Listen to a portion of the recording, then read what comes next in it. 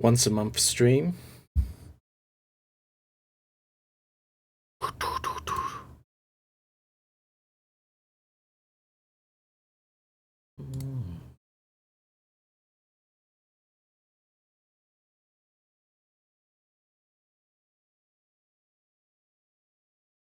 Let me share my link.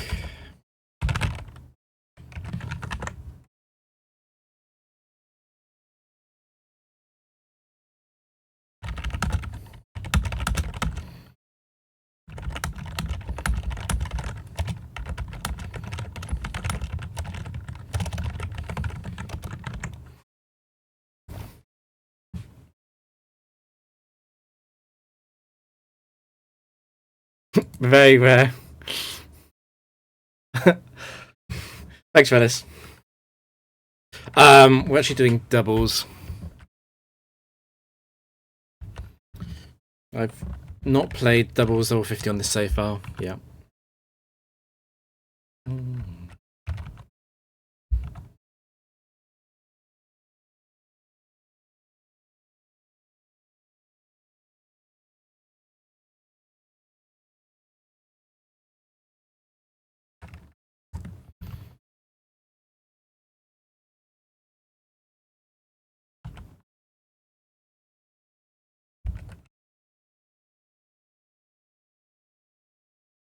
Yeah, it's quite early for you to be home.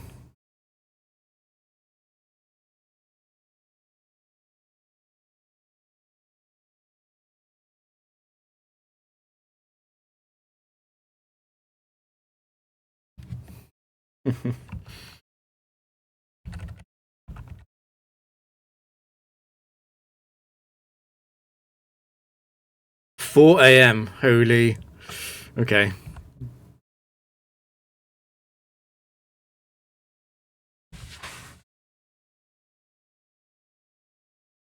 No, my win streak is not 1.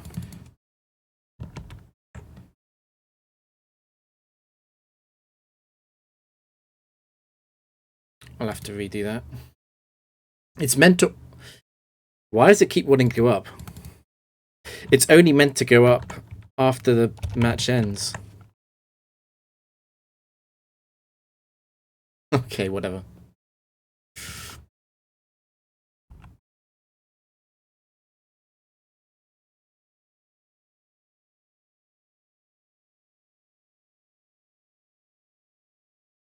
The pre-recorded video not synced with the counter. Yep.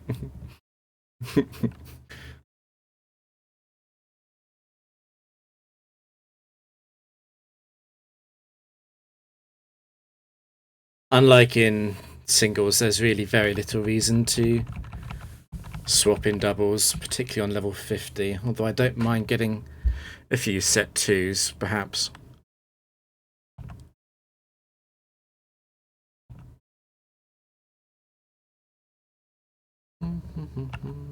Rock. I'm not married to Pidgeotto 1.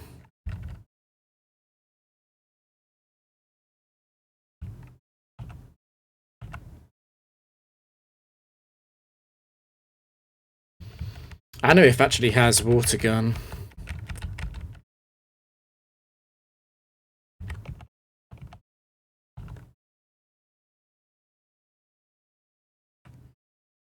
If I tell it 1 now, will it do 1?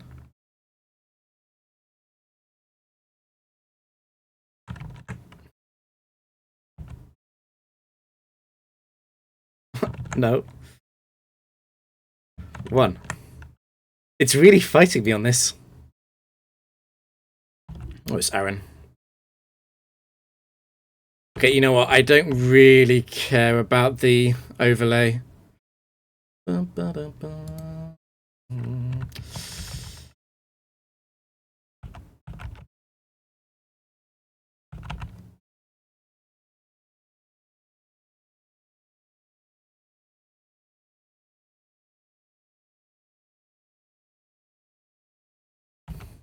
Yeah, but I gotta get less.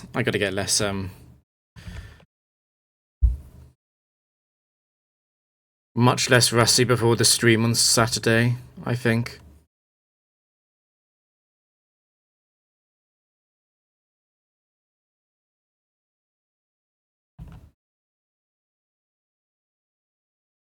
I do actually have an active 84 win streak in singles, which I've left for ages.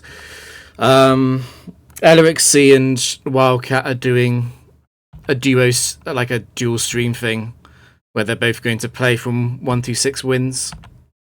So they have a tied world record, and they're both going to continue from there. Weakening, that's a little bit rare.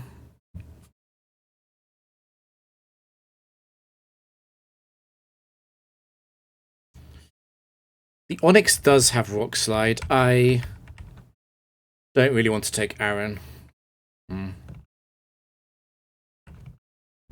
mean, I'm expecting them both not to lose at all. Okay, I didn't know that if I double-clicked on the window, it would maximize.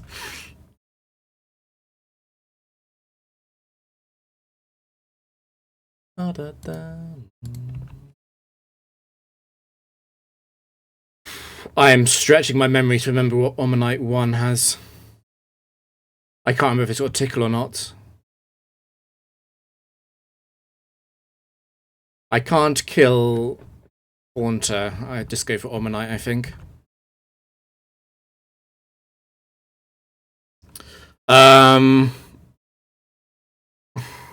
Does he take 7 hours per round? No, I don't think so.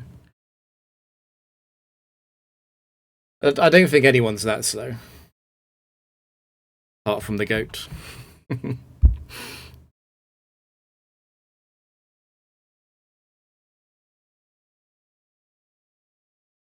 I'm actually really surprised I got that.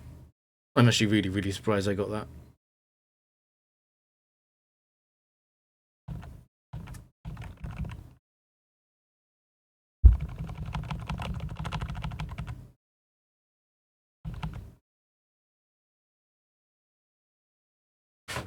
Well, I don't know if it'll be faster on Saturday. Probably won't.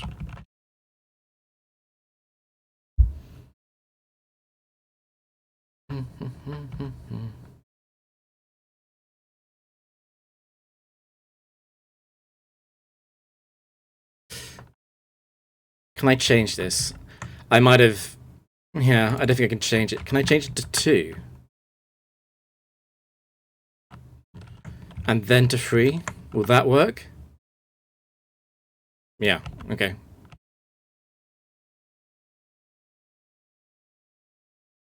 Oh no, it wants to do 2 again. What if I change it to like 9 and then I put it back on 3? I really regret trying to automate anything about the overlay.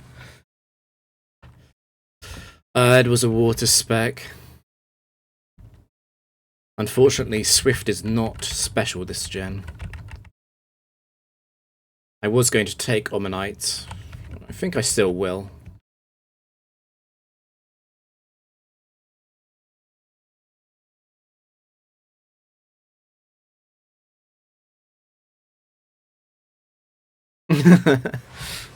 I didn't realize.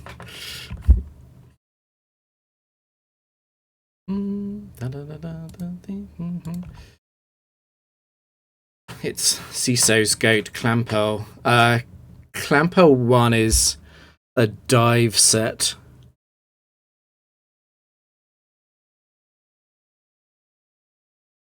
I might see tickle use here. I think I need to take out Croconaw because it's going to threaten Star you. Croconaw is faster than Orbanite.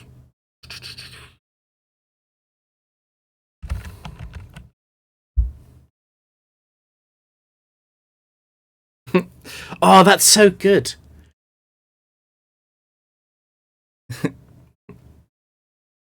I completely missed what happened because I was looking at the emote. There's the dive.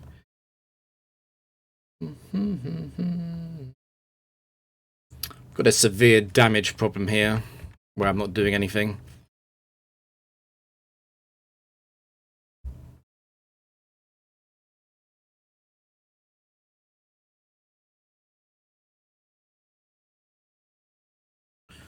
I am still fast in Clampower with Dustox, and I think I do want to take the opportunity to use Toxic.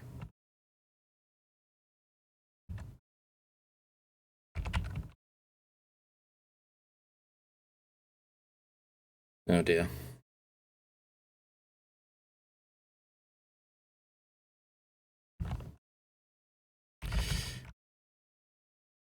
It's not looking good.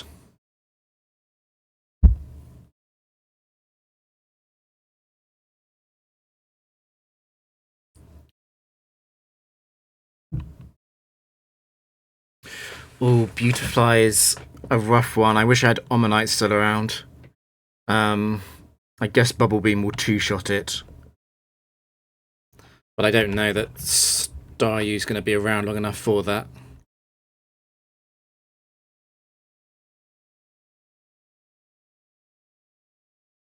The Omni boost is probably more useful than the slight damage boost I get from Psywave.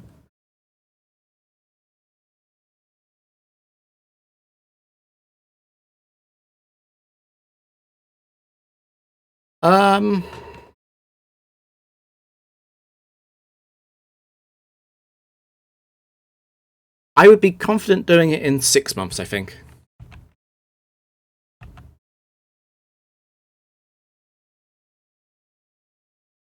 The ship I get onto the Clampel does matter quite a lot.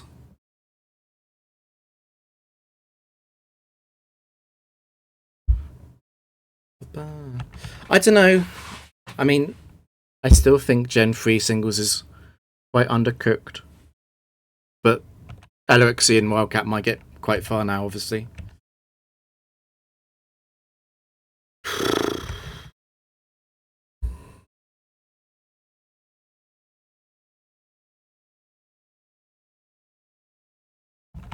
I promise to pay more attention in future rounds. Random AI Gen 3 doubles is a bit weird.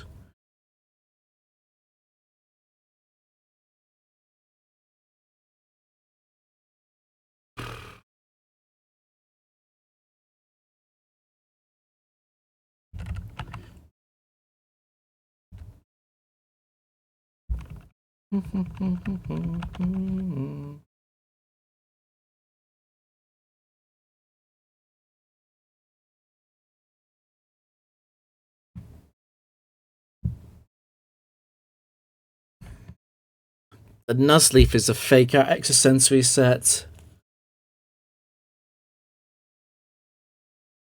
I don't think I'll get Masquerain with Bubble Beam and Ancient Power.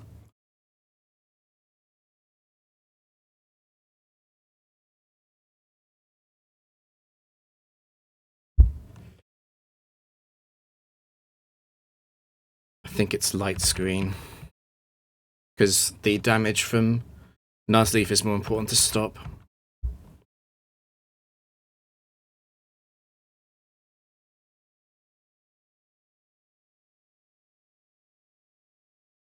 Yeah, I definitely wasn't going to get that.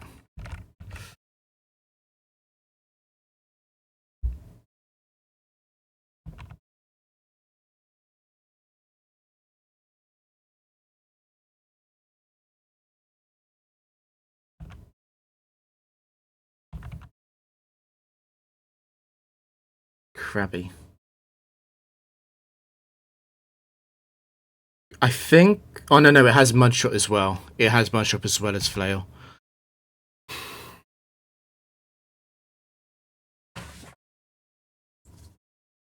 I don't think I can get Crabby. I can at least Mudshot it, I guess, for it to be slower.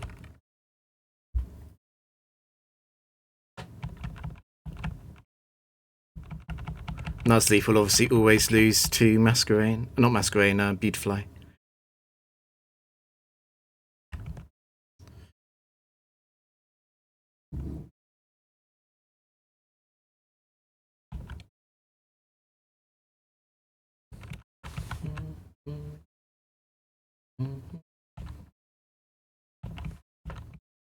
I think Staryu's been quite disappointing, but I don't want to get rid of it.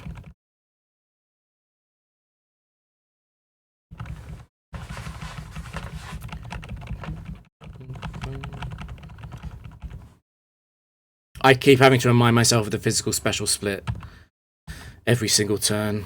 Bug. That's actually quite scary for the opening round. I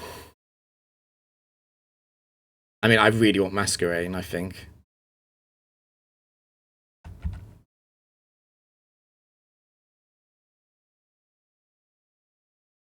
We are 91. That's pretty good.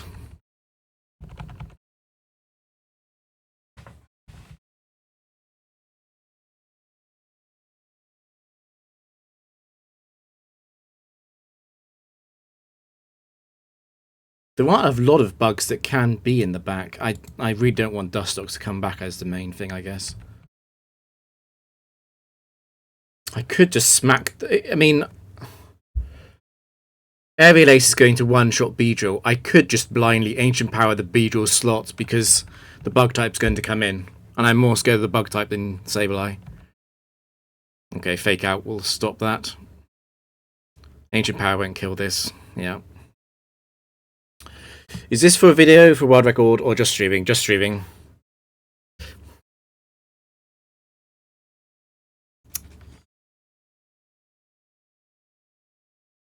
I reckon Icy Wind will get Beedrill.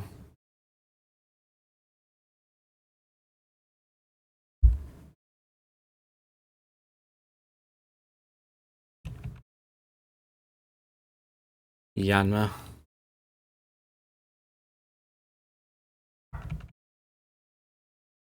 Staryu isn't actually 1 point faster than Yanma, of course.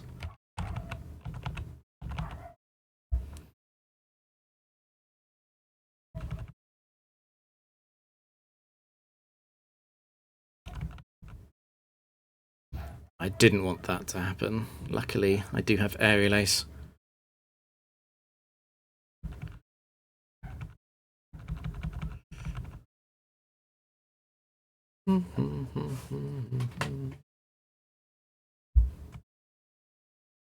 You know, I'm not sure if I'm playing on 1x speed or not. I might be. I was intending on doing that. Rock type. Yeah, it looks a bit fast.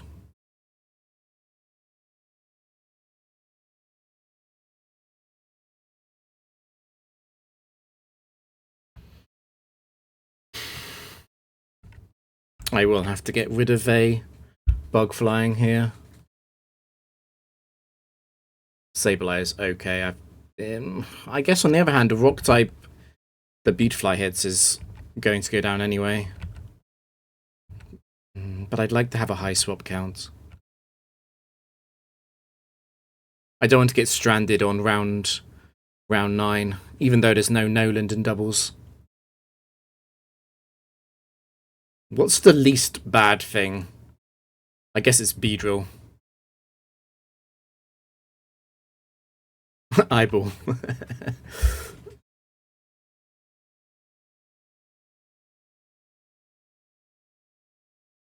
Aaron is back.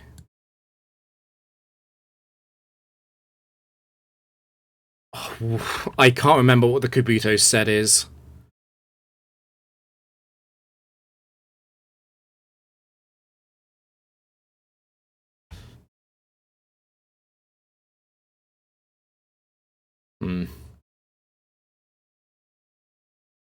I'm wondering if Aaron would survive the Icy Wind Icy Wind Water Gun combination.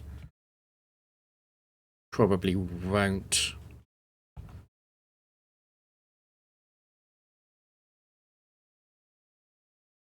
Kabuto's Mega Drain. Ah, yes. Yeah, it does. It's another citrus set.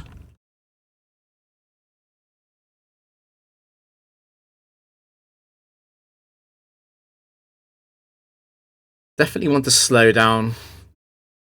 Well, I don't have to because Beedrill is faster, so that's not true actually. I could just double target the Illumise here. It would be over if I hit it with both moves.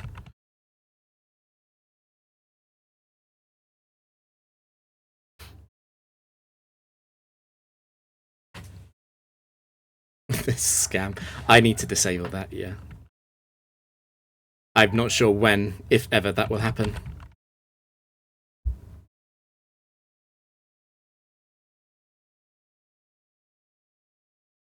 Yeah, it is. I think it's funny that Bug is like a fairly scary round 1 type as well.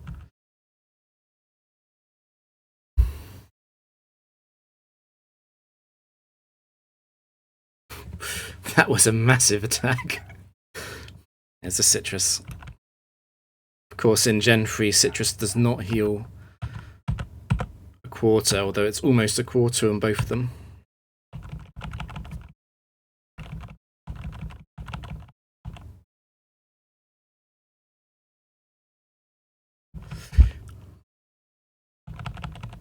I've done something to the emulator as well by I was fiddling with the sound settings, and I've ruined it. I've ruined the sound. It's fine. We have enough streams of the generic Gen 3 battle music.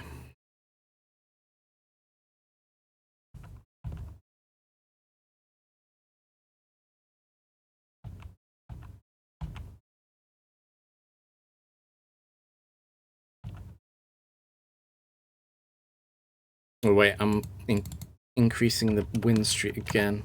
If I do this, it'll work, right? Yeah. That's so weird that it works like that.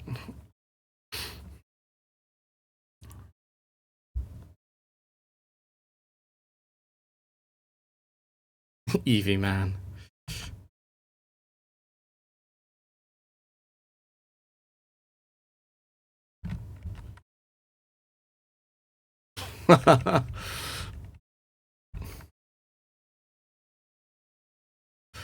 I do love Encore. The Gen 4 GOAT, I think. It's fairly... Well, I was going to say it's fairly obvious. I could take Gloom. It wouldn't be bad. I just don't like that Pedal Dance is random. That's the only problem.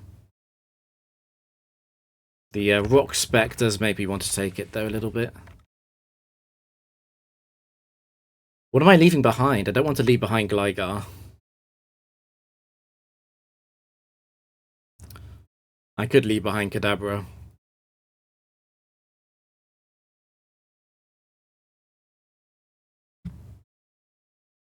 Oh, you really want the plus or minus. The problem is it's Rock. I'm quite likely to face a ground type. Of course, in Gen 3, the plus minus doesn't care about which side of the field they're on. You can get plus and minus from your enemy's Pokemon as well. I mean, plus or minus against the Rock spec is almost as bad as plus or minus against the ground spec, and they are...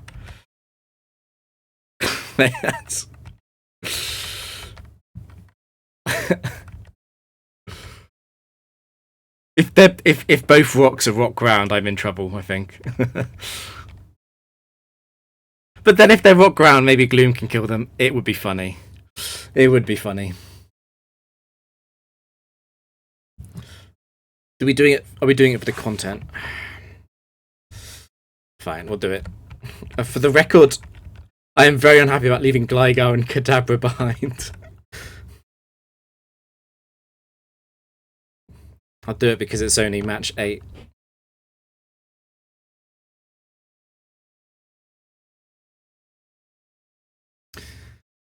Well, those are 2 rocks. This Pupitar's going to last a while.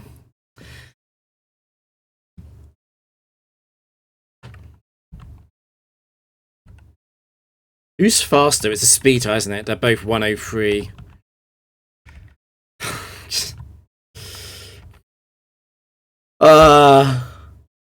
Whatever. Hopefully Pupitar does not use Dig and then I can Encore it.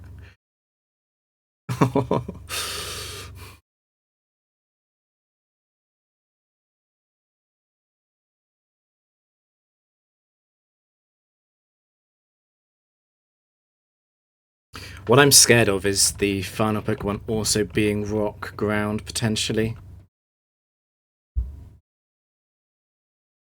Wow, you survived that as well.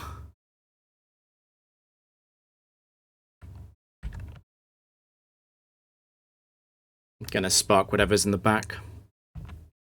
The charm on Pupitar doesn't seem too important. Wow, it survived as well. I deserve that, I guess, for trying to get around the speed tie. Giraffrig is a Patea set.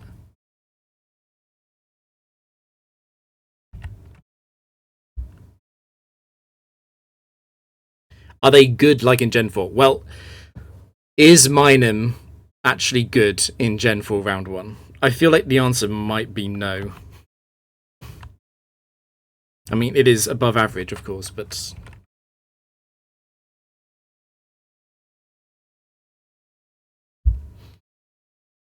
So that it's the same as Gen 4, where the doubles procedures run, but the singles don't. Yeah. But Gen 3 has fewer doubles procedures than Gen 4 does. Much, much fewer. I guess I can't be hit by dig on this turn.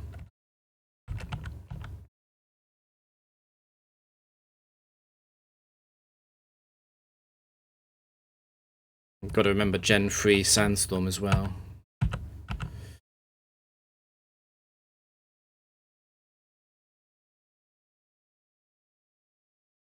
Send Pupitar to hospital with the helping hand petal dance. The plus or minus is so silly. Endurance. I'm trying to think of how this round would go if I never swapped out Plusle or Minum. It feels a bit silly though. I think Plusle's going. Because Lunatone is such a massive stack stick.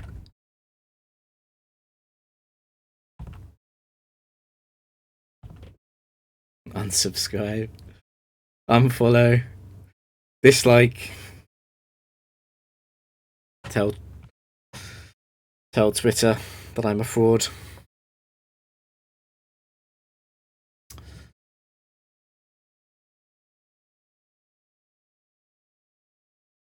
I don't think I can get Ninjask, which makes me just want to get Croconaw instead since I outspeed it.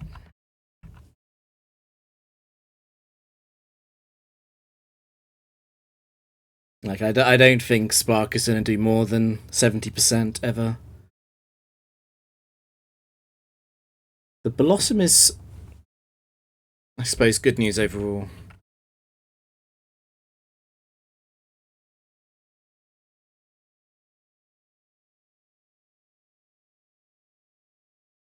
I could Encore it, because if it digs, that's not necessarily bad either. I just don't want it to Swords Dance into dig, really.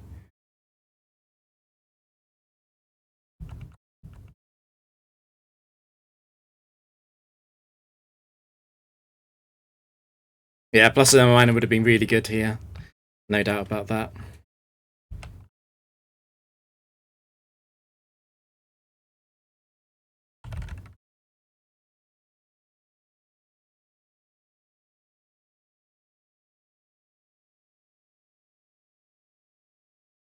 The spread nerf in Gen 3, Acid won't do that much.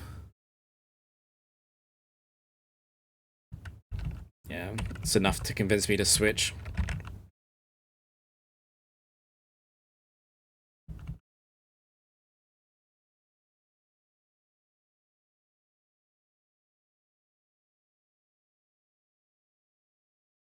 Gloom is actually slower under Sun as well. I got the Endure off. Little yellow guy. I feel like little yellow guy should have been on the way out.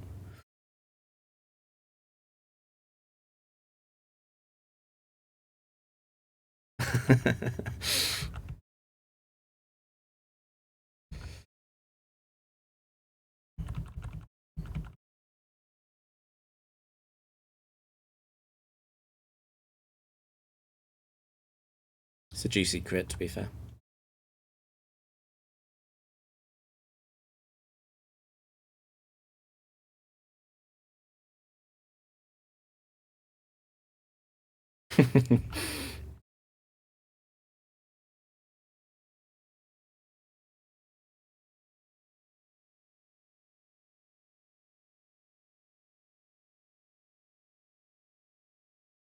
And Crocodile's pretty good.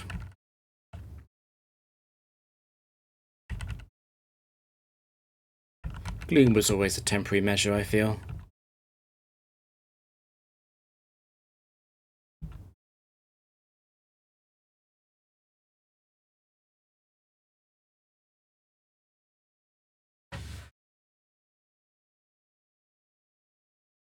How long ago did I add the all singles emote?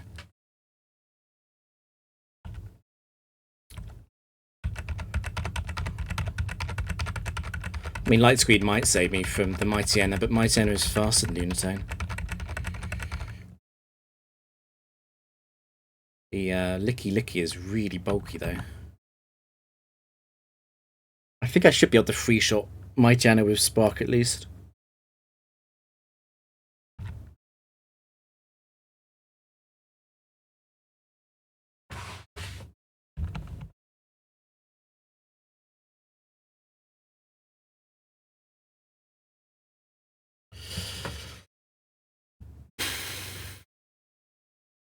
I'm reading a message, 1 second.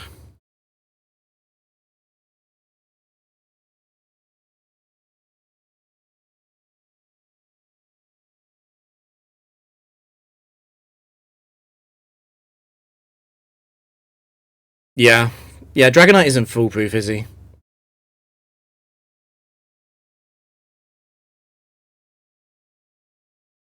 The issue is that with Hail active, Moonlight Cresselia isn't stalling that well anyway. Yeah, I think you stay in probably.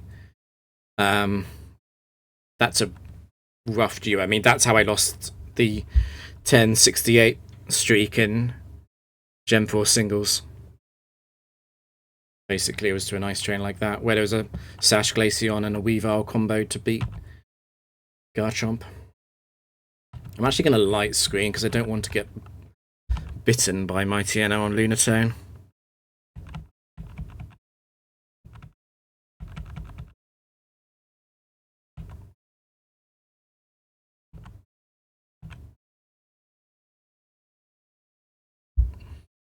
I'm lucky to have not missed any of those attacks.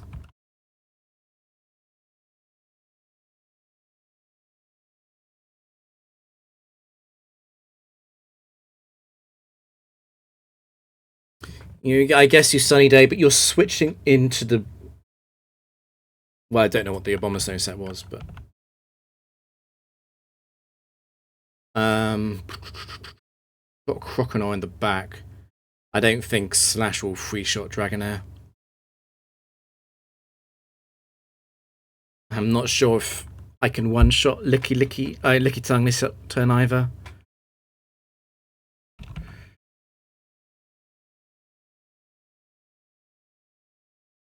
Okay, well, after that, I definitely don't.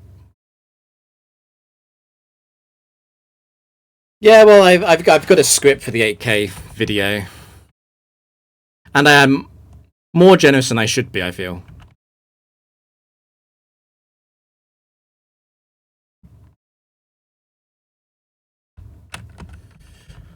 I hate how easy it is to potentially target my teammate here. Oh, I missed the Encore as well. That sucks.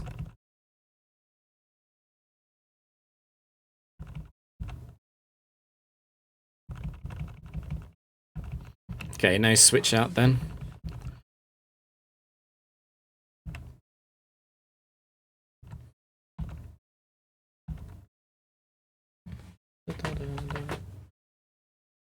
I mean, that's Parasites. That's also why it's like, even in a small number of games, you can appreciate how, like, a very good player versus a good player, you know, maybe a very good player sees a way around that, but someone not looking out for how Dragonite could lose would, like, blunder there, potentially. Or blunder in a even simpler scenario, right? So there is skill in, even though it seems stupid, there is skill in doing a Dragonite sweep safely. Oh, nice, it doesn't fit. Let me fix that.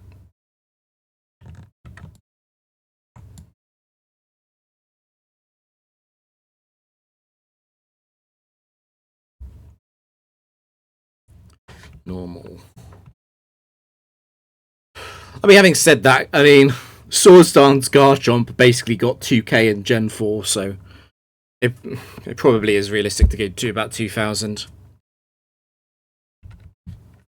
It's a normal spec. I quite like the Intimidate lead. And Lunatone's boring me with how slow it is.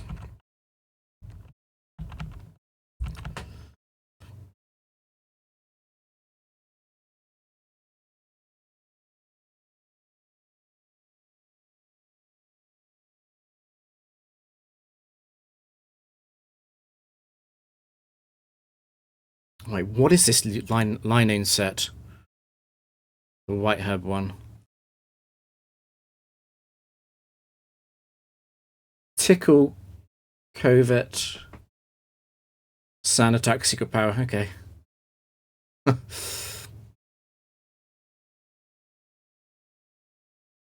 I'm a little bit scared of Vigoroth critting Mightyena, I guess.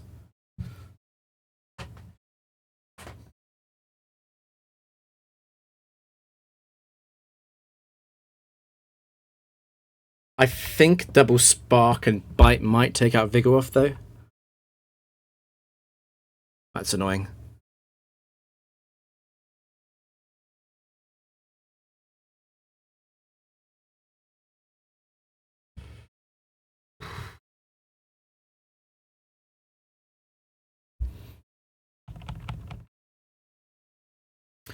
Oh, that's so close.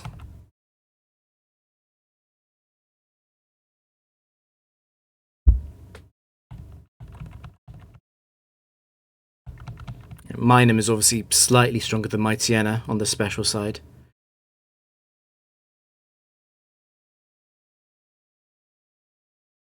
It might be clever to switch out Mightyena just so I can never lose to that Kadabra.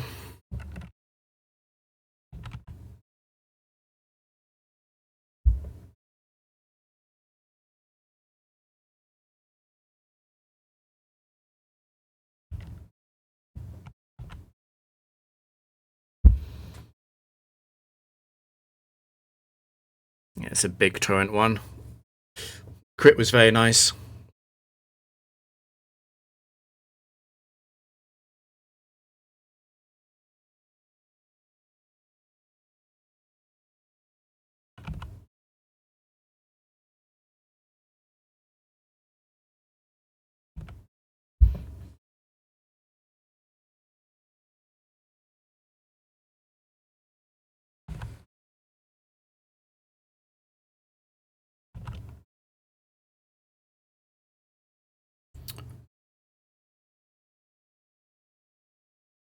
Could take the Kadabra I turned down.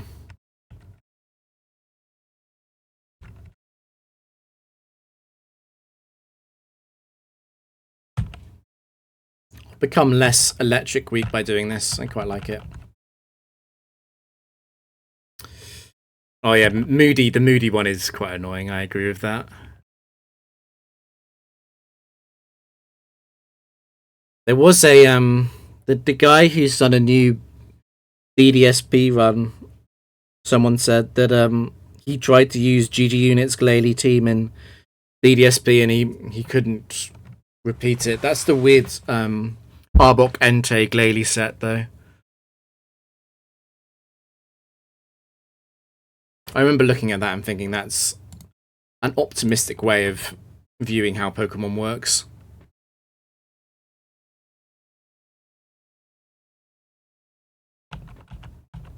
I won't need assistance on Huntail, and I'd rather flinch Marshtomp.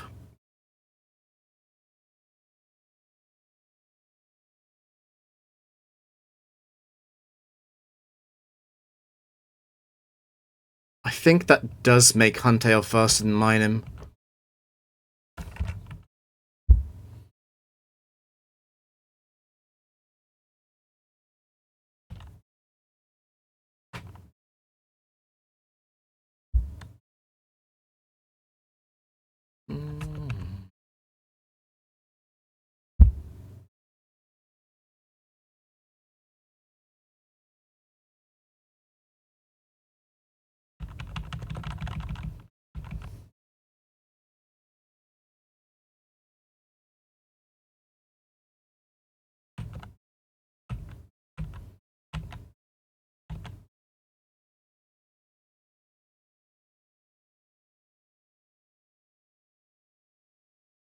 I was considering taking the Marsh Stomp, but I guess I'm not.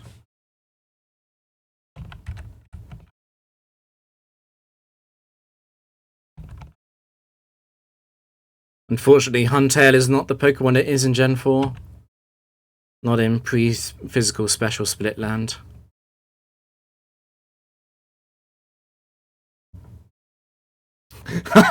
That would be a funny one to use, yes.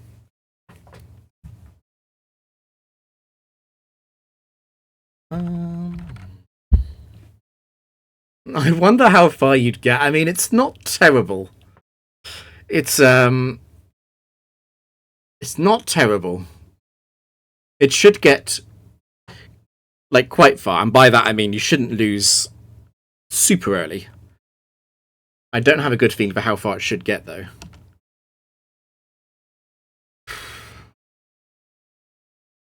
I mean, Minor is pretty useless here.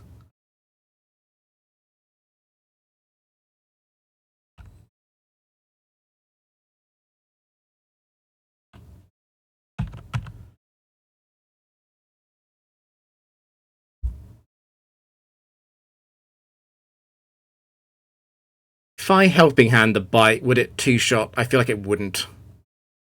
Yeah.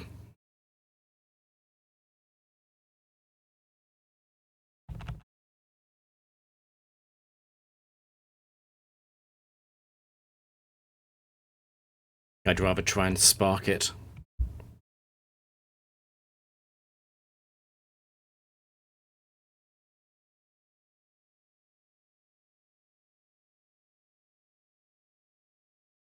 I would like to kill this before Minor has to switch out.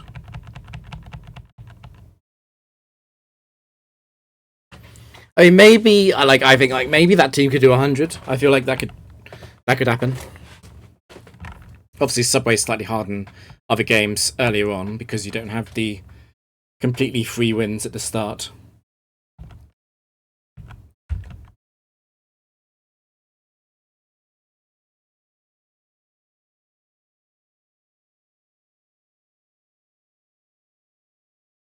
We got the defense boost as well. That might save it from Poison Fang into Fly, but I doubt it. I need to make sure that Pupitar dies so I don't have an embarrassing loss.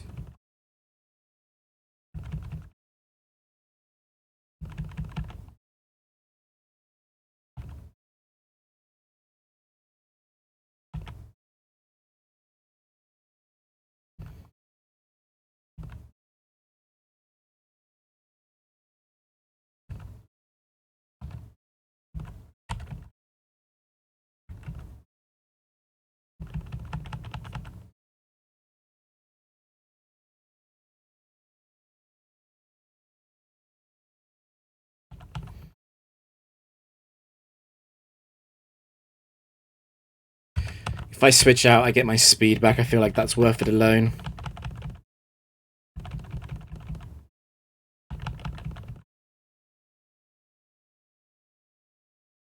Hey, Nico.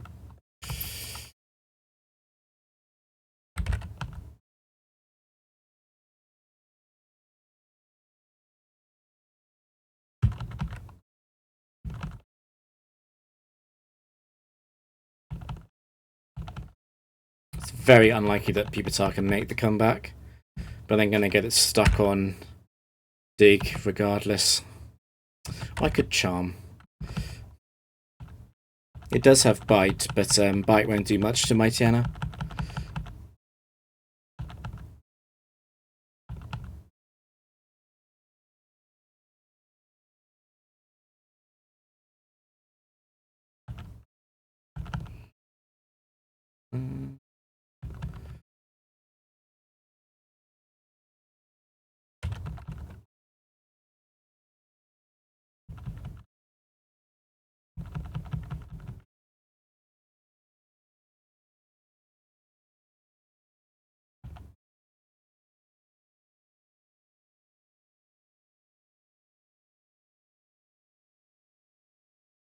The Tangler feels like a bit of a risk.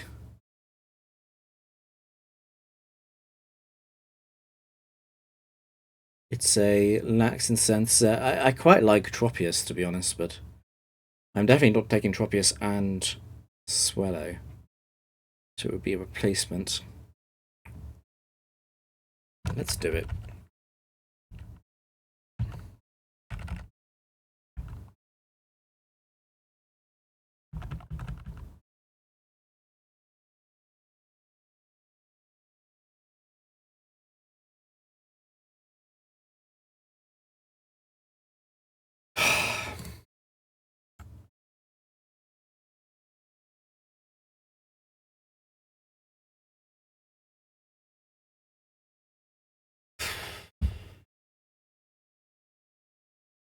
I know on an intellectual level it's fine to leave Hitmonchan there, but I don't like it.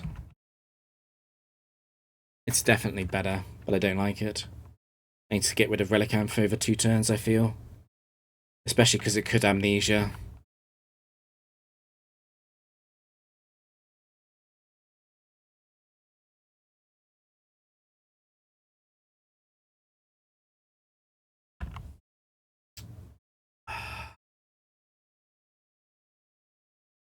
I would switch. I don't want to get hit by Ancient Power. It is intimidated at least.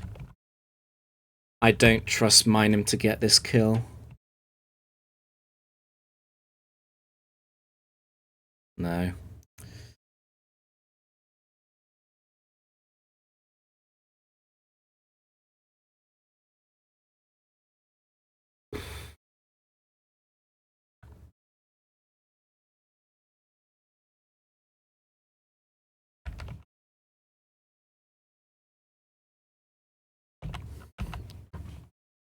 Don't see any reason to risk the hit on an unknown Pokemon in the back. Gloom. Okay. I think Aerial Ace Double Bite will take care of Gloom, which gives me time to target Hitmonchan next turn.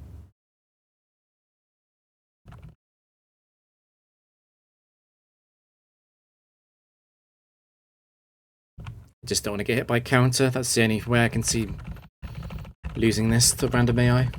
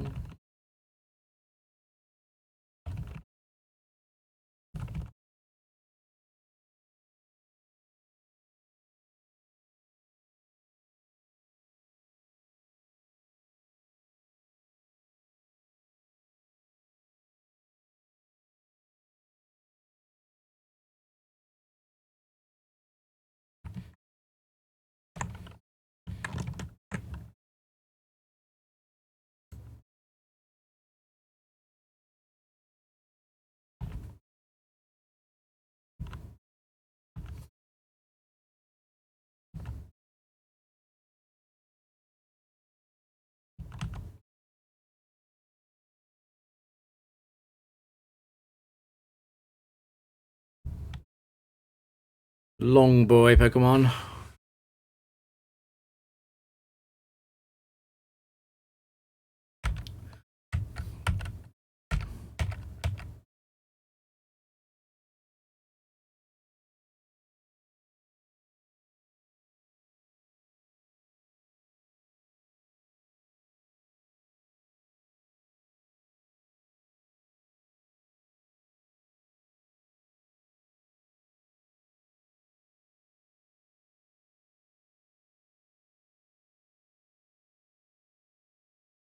Who's joining Ferret?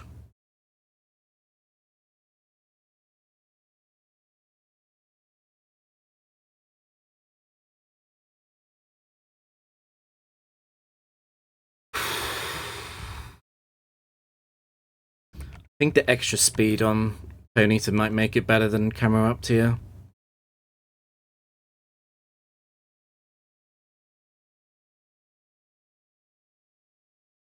I could also put Ferret in the back. Since in doubles it's harder to find time to pivot twice. I could go a little bit ground weak in the front and have Arbok and Ponyta, and then have Ferret in the back.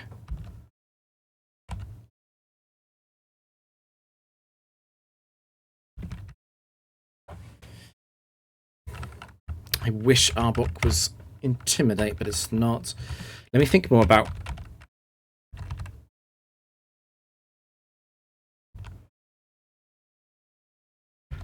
Yeah, the gap is large.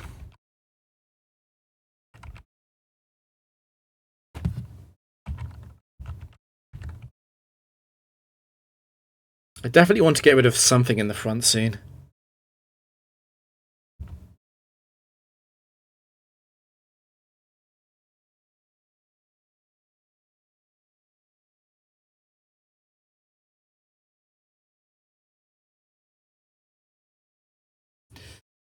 Zangoose 2 scares me a bit. And I don't want Blossom to get the sunny day up with chlorophyll. Although Ponyta is faster, the problem is that Blossom 2 is bright powder. It would be ballsy to let it sunny day. I mean, also there's just the fact that if it's solar beams, that's just really annoying.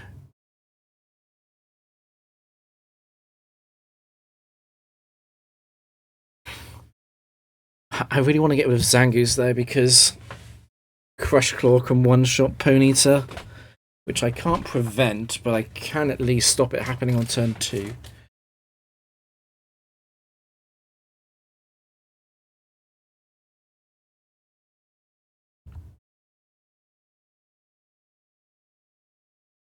Oh, that's a massive crit. Okay.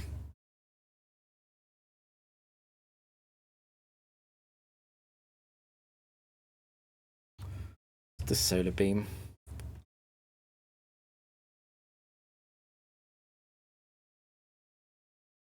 I think I just have to put Gligar into frustration range, which is going to be achieved through Flamethrower alone.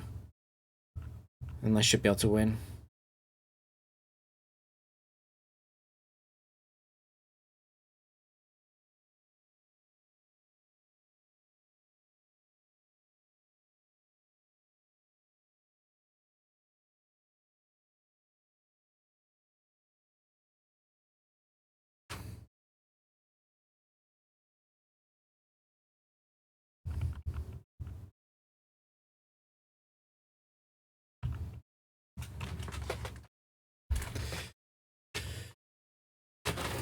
I think the early rounds would be really rough if Gen 4 is anything to go by.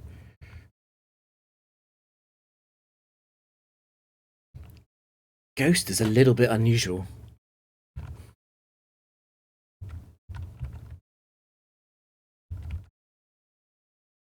Let me think about this. Do I want... I could take the Zangoose. It is really fast. Zangoose might be better. Thing is, I got Ferret in the back already. No,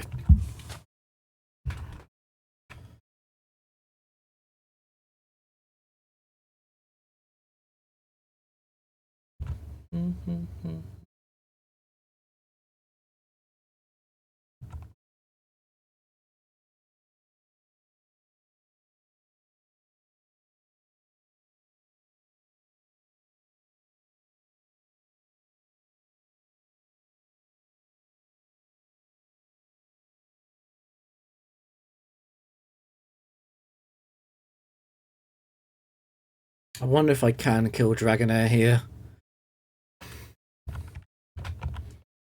Oh, I didn't mean to click Earthquake.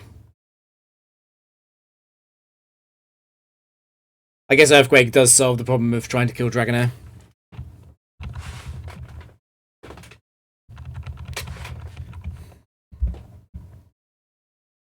Okay, Banette 2 and Haunter 2 makes sense for slow and steady.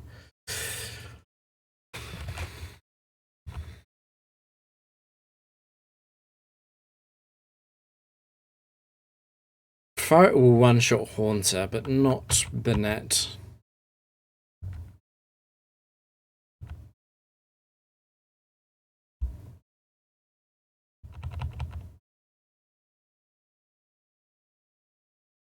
It's Gen 3. That was stupid.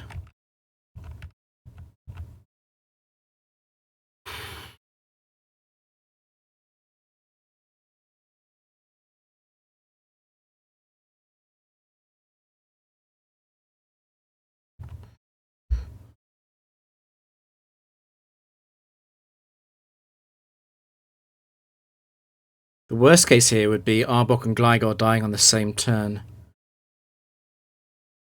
There's not a lot I can do to prevent that, though.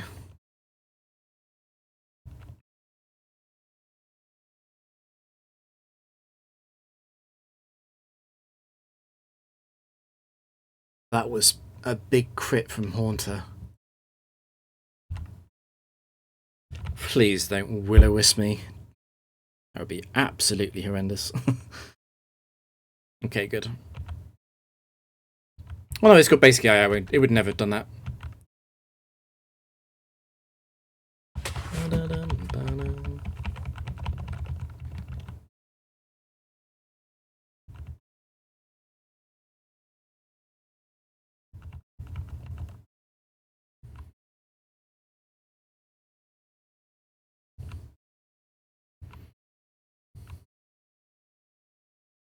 Weakening again. What was it? Dragonair.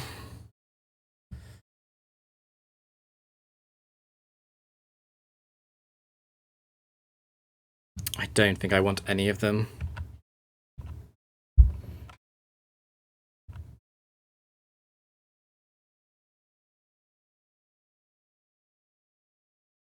Okay, that does line up with weakening slightly. I do have the option of the Earthquake, which is why Arbok Gligar is a decent lead combo. So Earthquake will get Magneton, but it won't get Torkoal. It won't get anywhere near killing Torkoal. It might be worth going for the Guillotine.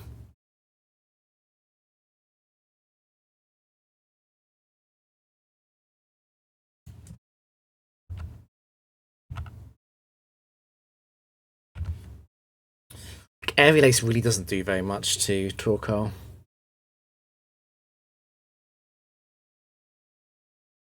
Let's be boring. Respect the white smoke, at least.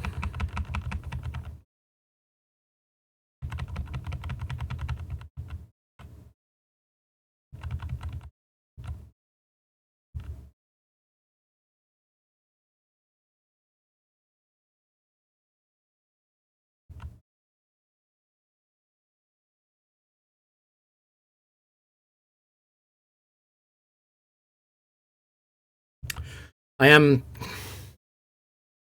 not that scared of Belly Drum.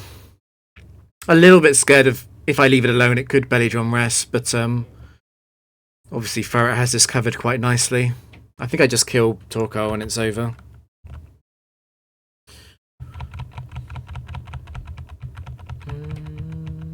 If it Belly Drums here, I can kill it with the Aerial Ace.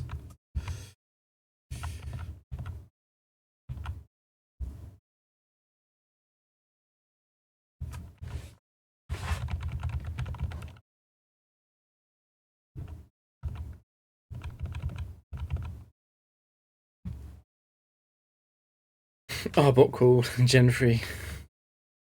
Or Arbok, that's the wrong ability.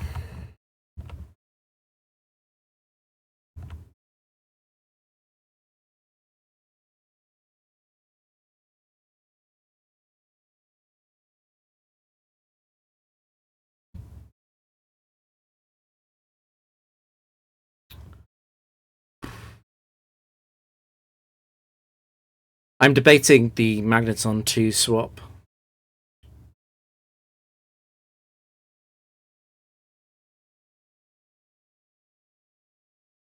It really does scupper me for using Earthquake, though. I don't think I'll take it.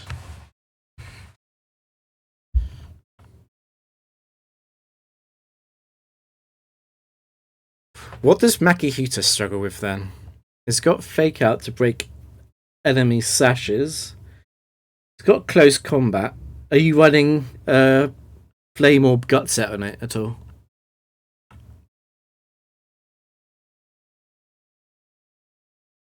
Look who it is. Running electric.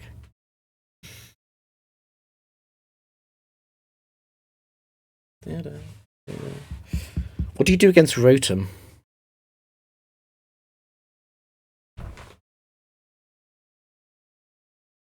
Once again, I feel like guillotining.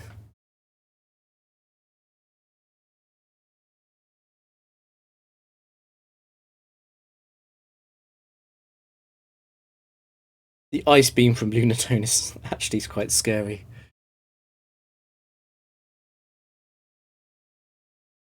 Yeah, what if I Sludge Bomb Plusle instead of Earthquaking, and then I switch? The issue is, if Psychic crits... if Psychic crits Lunatone, or Lunatone gets frozen, I'm in big trouble. Are you Undetect instead of Fake Out? Okay.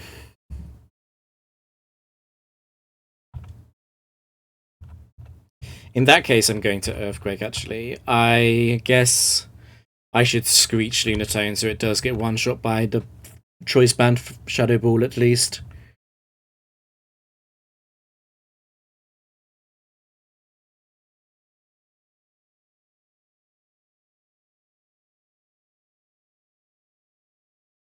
Sharpedo. It's a little bit scary because it's faster than me. And I think it will survive all of my best moves. The Cosmic Power is not going to save Lunatone from Shadow Ball, so they would need another one to survive Shadow Ball. So I guess I should just double target the Sharpedo.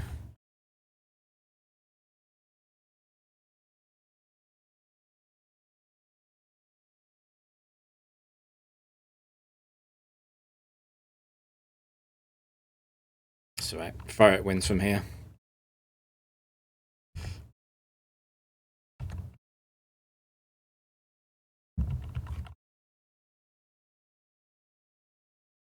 Iron Tail will kill if it hits. Nice.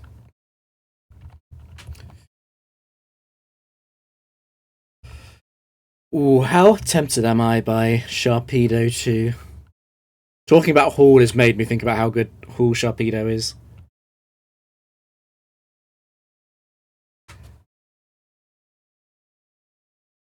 I could also take Lunatone, go a bit water weak in the front, but I can whip off some Earthquakes with Gligar then.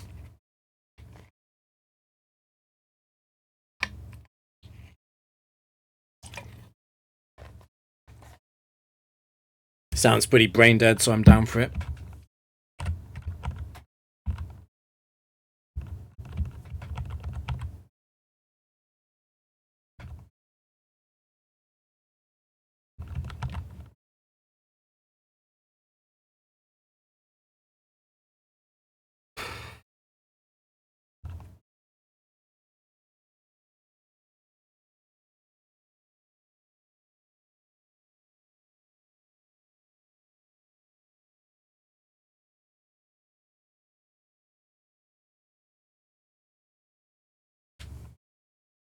It's so slow, it can't beat things on Granite.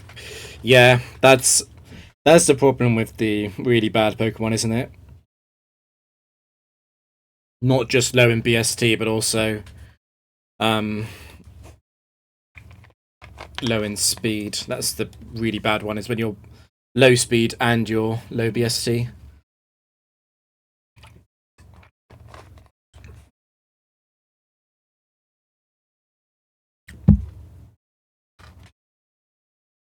Force bomb spelling salt. Oh, I saw Will said that apparently that's broken on the damage calc or something. It's actually a speed tie between Noctowl and Lunatone, which annoys me a bit. I'm scared of getting ice punched by Grumpig. I think because of that, maybe I need to Earthquake Grumpig first. So that way it's in frustration range.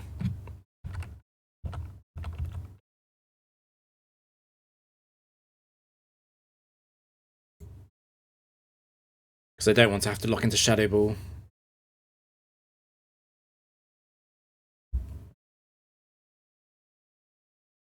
I would like to win the speed tie this time.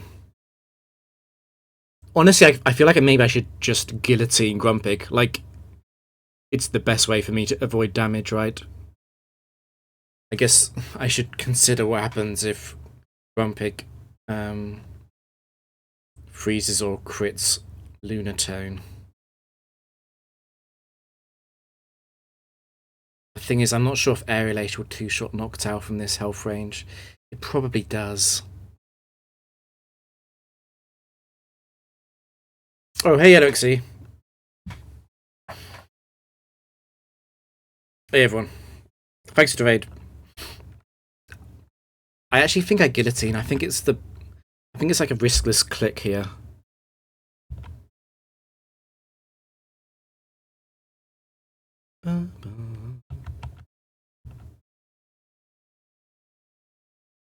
Hitmonlee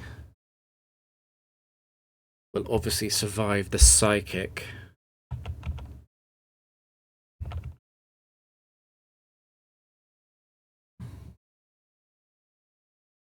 I'm pretty sure Earthquake and Psychic together would always kill Hitmonlee. There's the Ice Punch on Gligar I was scared of 3 turns ago.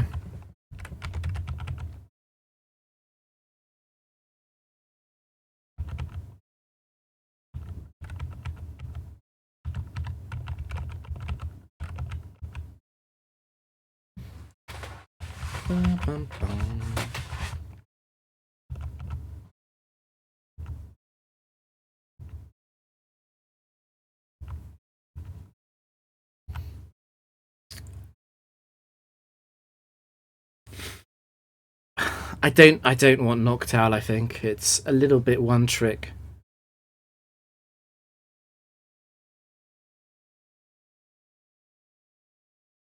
I'm weighing up the option of Hitmonlee. I don't want to get rid of Throw It in the back. I'm really pleased with the choice locked for it coming in really late. I feel like that's really strong.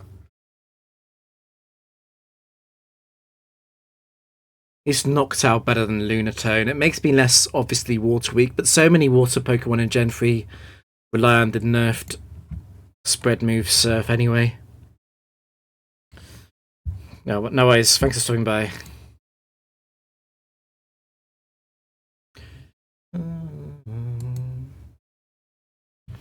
Let's just keep going, I think.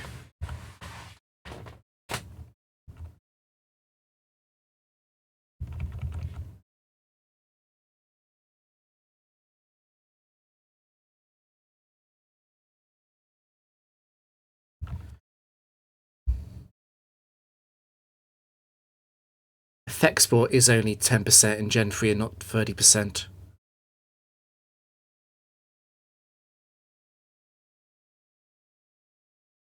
Parasect is going to survive the Aerial Ace though.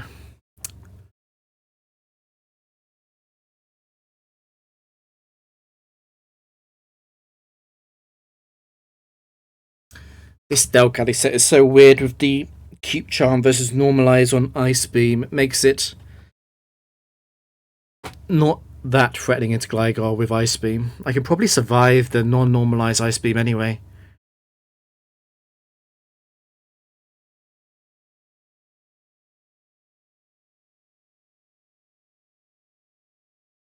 I do not want to have to Frustration the Parasect though. I guess that's the tiebreaker.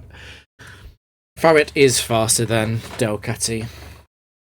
Although Delcatty is Quick Claw.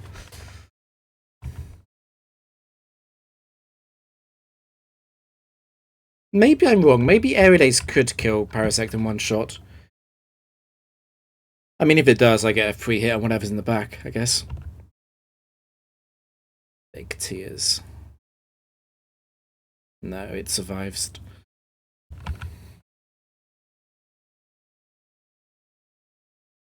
Aha, Relicanth. That is a problem if I'm going to be frustration locking, obviously, so I do need to do as much damage as possible to that.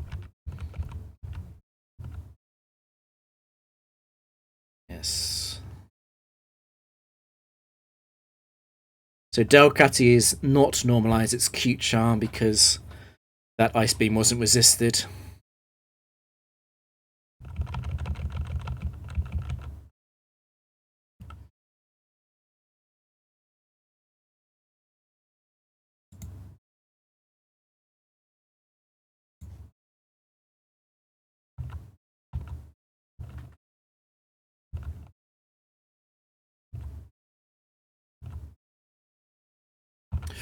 Water Spec.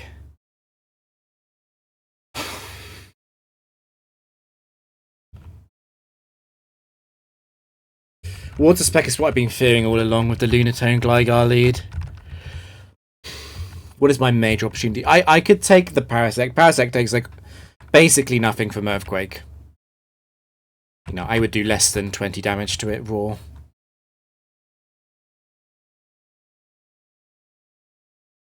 Delcatty 2 also does run Thunderbolt, and I know that it's not normalised. So that's an attractive option too, but it does stop me from being able to Earthquake easily.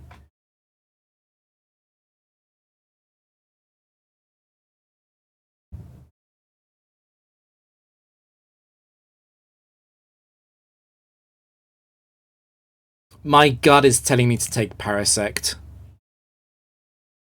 Are you running no turtles? No, it's the early AI rounds. I'm not even haven't even got Buddy open. Bum, bum, bum. Yeah, let's take Parasect. The Delcatty is faster than a lot of the waters though. I just think I'm really going to want to Earthquake quite often, and Gligar's also quite a lot faster. I don't think it's ever Relicanth. Yeah, let's take Parasect.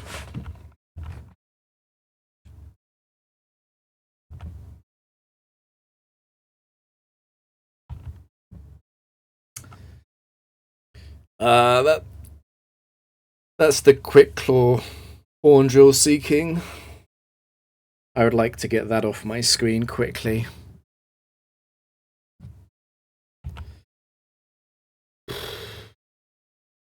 I guess Spore is pretty equivalent to doing that. I am obviously slower though.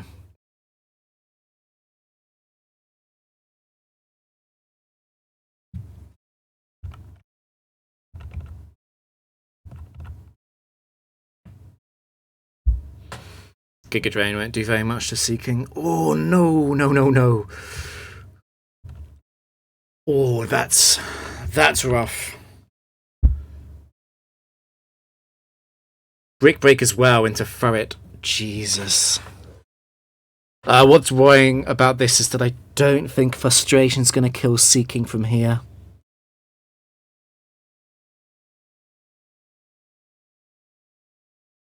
Oh, the Brick Break follow-up was pretty brutal.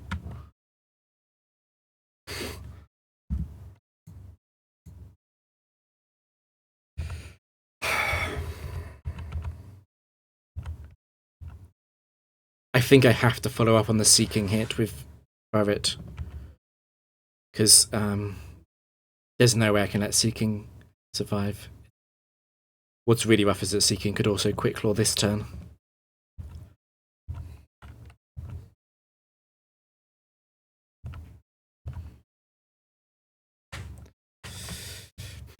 Yeah, I don't think there's a lot I can do. I'm definitely locking into Frustration, which is a bit scary, because these are the waters. It could be anything in the back.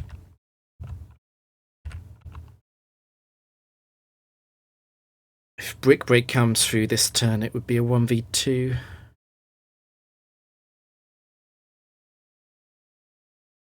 I'm surprised I killed.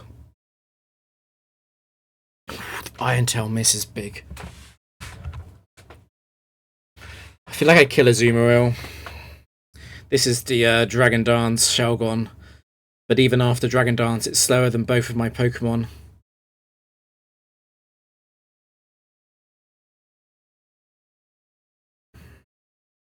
The worst thing it could do actually is kill Furret, which might be possible. Where is it?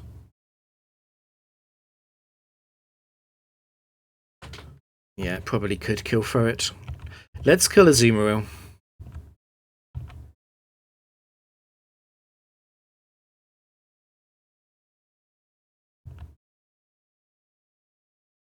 That's fine. It's only Focus Band that could screw me now.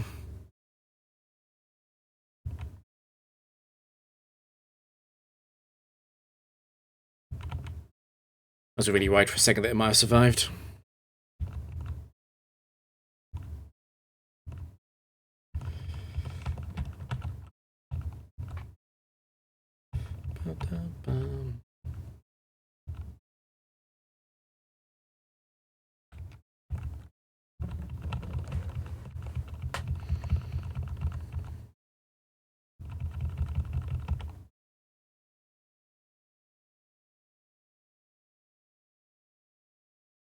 I am bored of Feeder.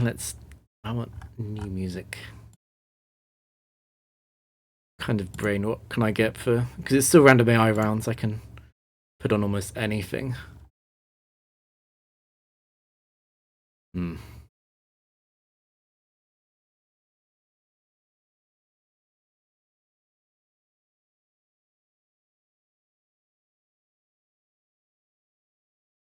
What am I putting on?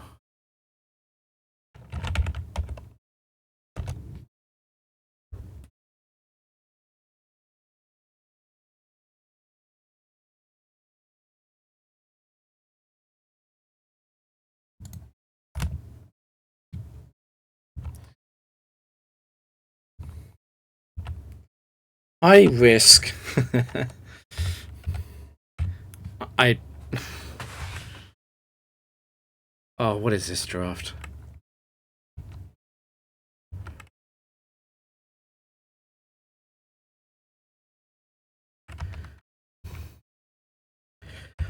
I could shove Dusclops in the back and. Okay, we'll turn on Study with Lucario for the smart AA rounds, perhaps.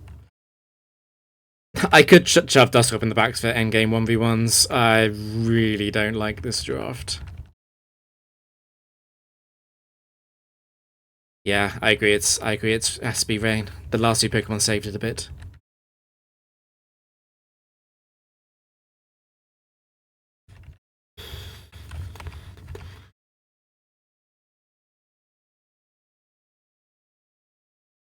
What's weird is that I kind of want to take Charizard in the back.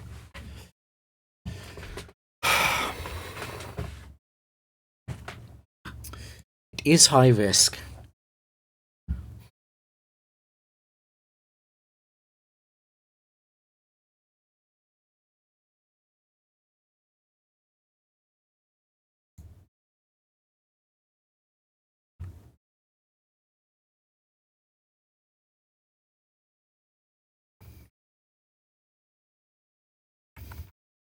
My initial feeling was to take Dusclops.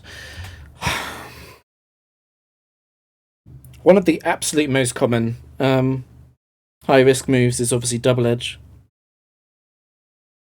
It is still random AI though.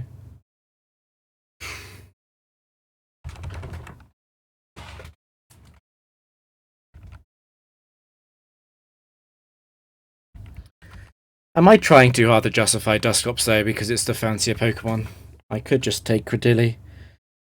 I can't really Earthquake next to Ampharos, but that's not a huge impediment.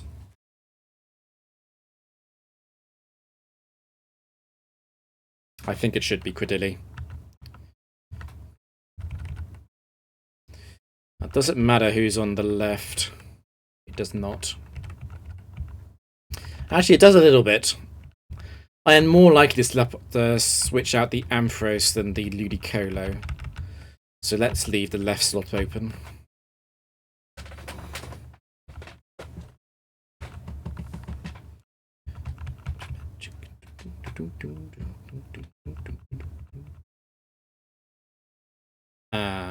Of course. Counter, yes.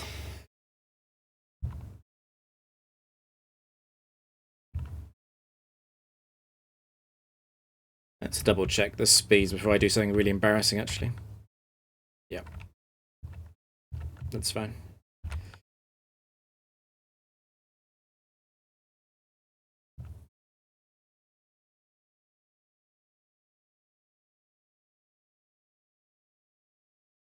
Definitely want to get Breloom off the field. I do have time to do the Rain Dance Thunder. I don't think there's anything wrong with that.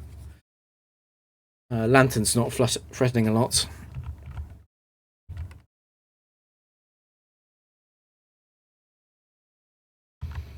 But Fire Punch probably does one shot.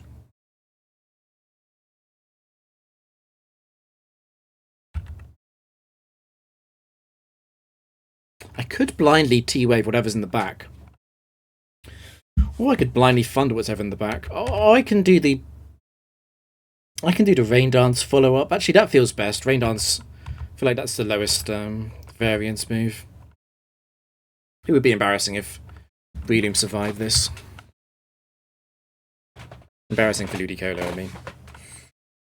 Okay, good.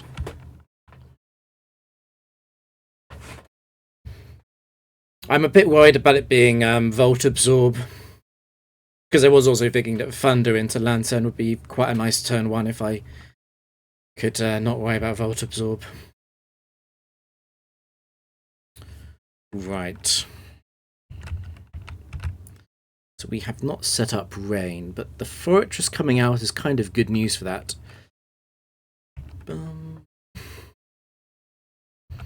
You are right, yes, you are right. It's Cherry Berry, though, as well.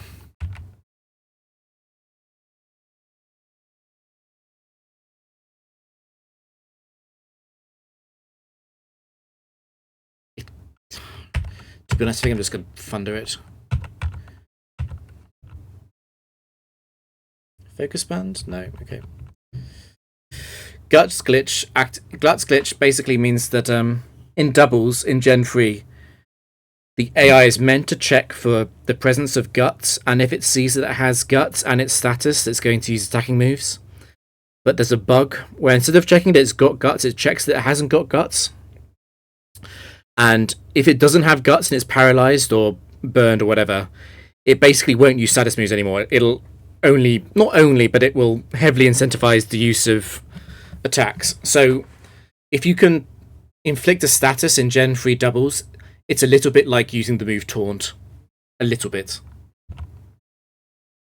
I admit I completely looked away and I didn't see if it...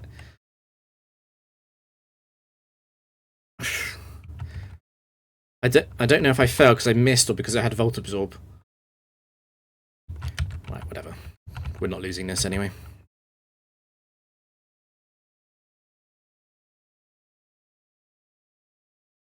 I think the Surf into the Earthquake is important damage.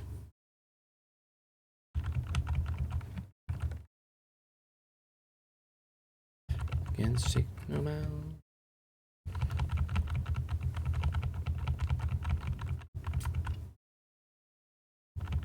I'm so surprised at the amount of damage that Surf has done. It looks like it's going to four hit it. That's really surprising.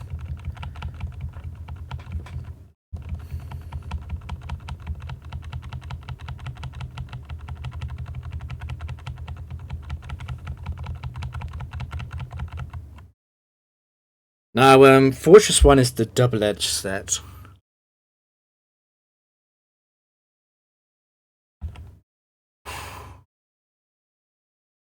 I just really want to use Breloom because it's actually got speed investment.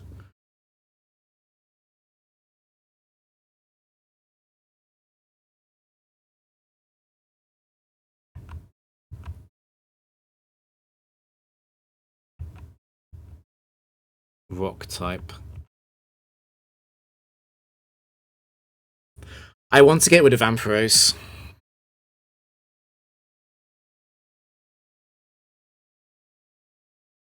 Yeah.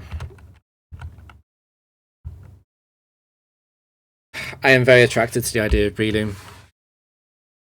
I am giving up 12 IVs. The Credilli was an innovation, wasn't it? It was the first Pokemon, so Credilli is 15 IV.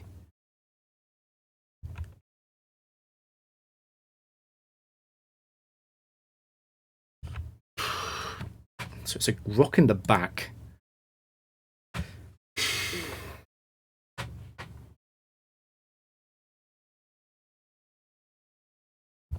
What could be rough here is the quick claw from Aggron. Also, if I miss Sky Uppercut, that could be bad. I could match punch and surf. That way, Aggron always dies. Because I don't think an air relays crit would take out Ludicolo. I'm not too concerned about Skeptile.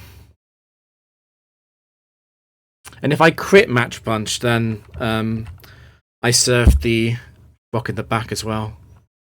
So I feel like that's safer than Sky Uppercut.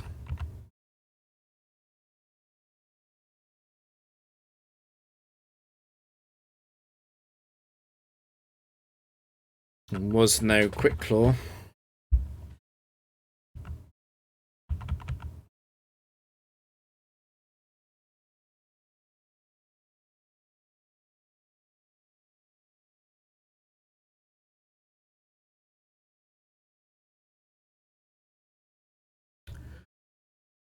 I wonder if I could get Aero with match punch into surf.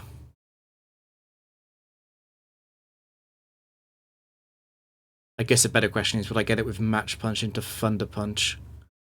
I feel like the answer to that is no, which means that the answer to the surf question is also probably no, because surf is weaker.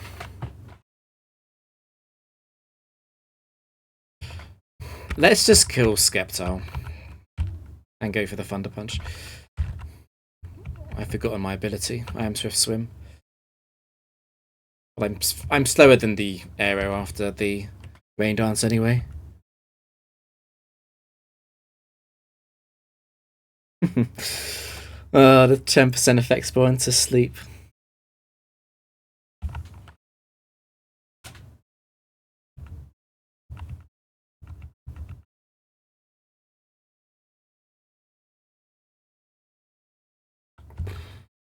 I'm curious to know if Match Punch, T-Punch would have killed.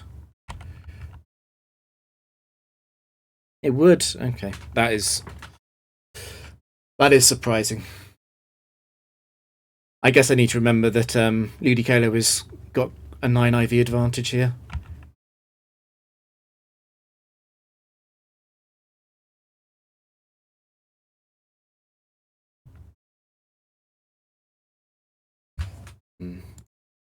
The M&M is slightly distracting me.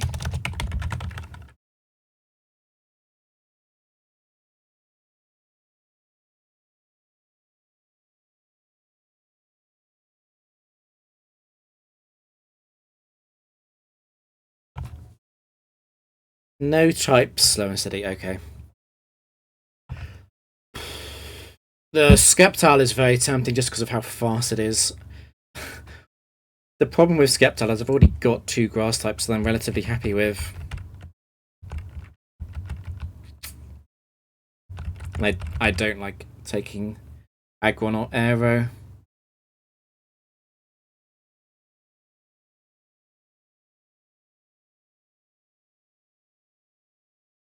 Is Skeptile better than Credilli though? I've just got an aversion to going really flying weak. I think it is better than Credilli, but I also think I can't take it. I'm good at repairs.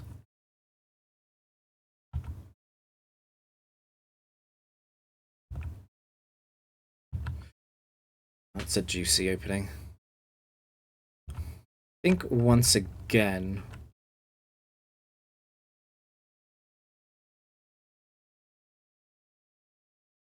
But I can get faked out.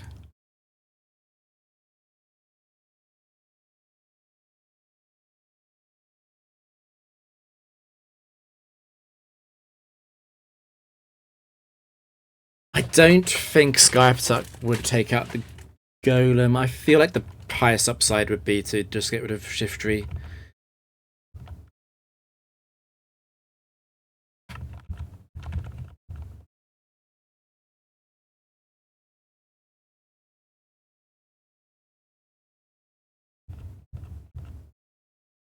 It's coming on.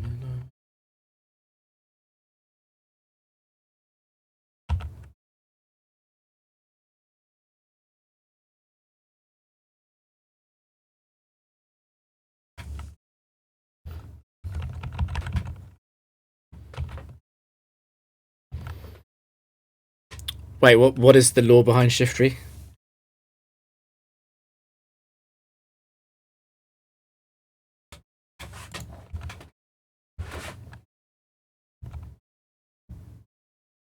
Wait, the 2 doesn't fit. There we go.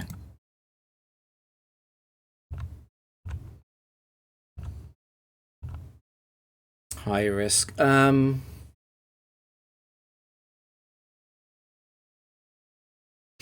My mind keeps going to the...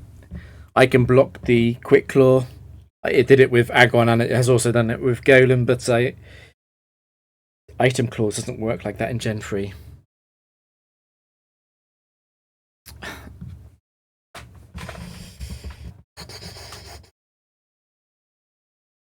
I do quite like the fake out option, even against random AI.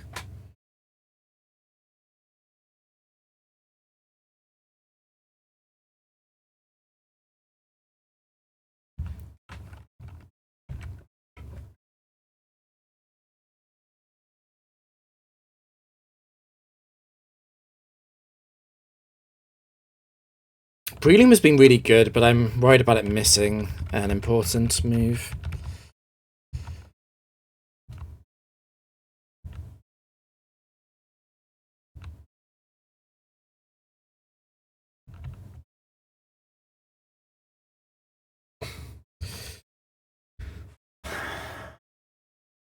I would like that Taurus.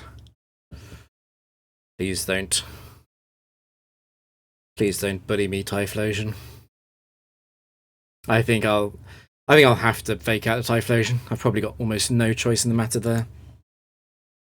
I'm faster than Typhlosion with Rain up, but not Tauros. Would fake out Surf Quick Attack ever kill Typhlosion? Probably not. Yeah, let's Rain Dance.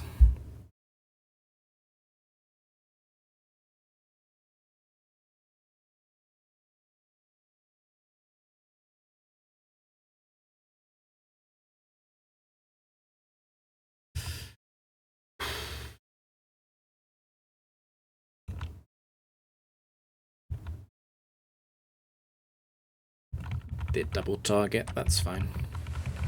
Typhlosion should die to this surf. Actually, it might survive. It might survive. I didn't really think that through properly.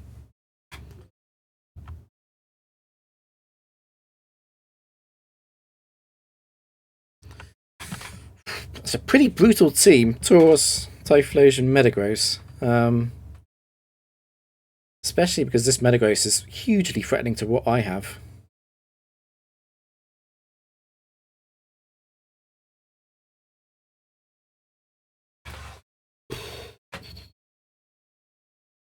Surf will take out Tauros. The Metagross is faster than me though, and Credilli and Ludicolo could both faint. In fact, it probably doesn't even need to crit Credilli. Having said all that, there's not a lot of decisions to make.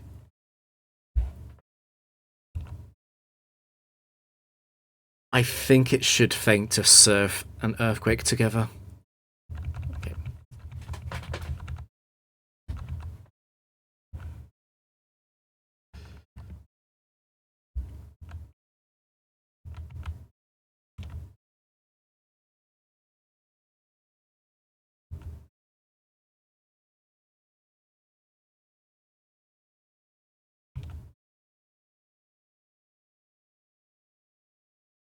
It's interesting. I could put Metagross in the front. I could also put it in the back so it can benefit from Rain Dance.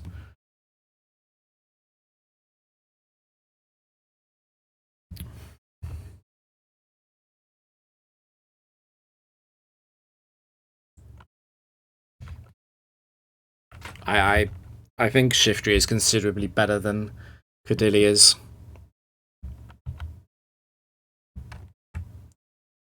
I don't love the Taurus option as much as the Metagross one, given that Thrash has a random target.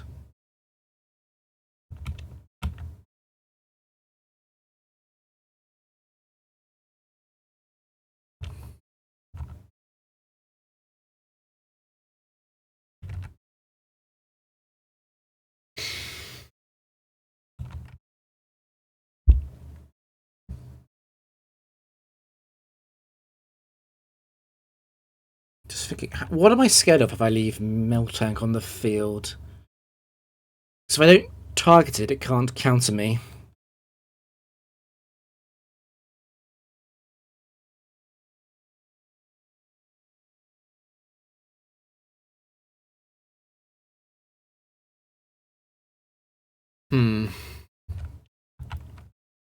It's mostly turn 2 I'm thinking of. Turn 1 was basically always going to be fake out Rain Dance.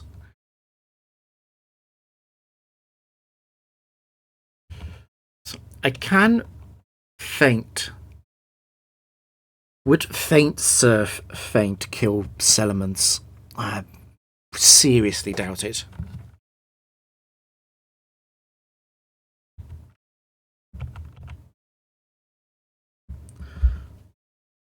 I do like the surf though, because low-key Miltank does need to die at some point.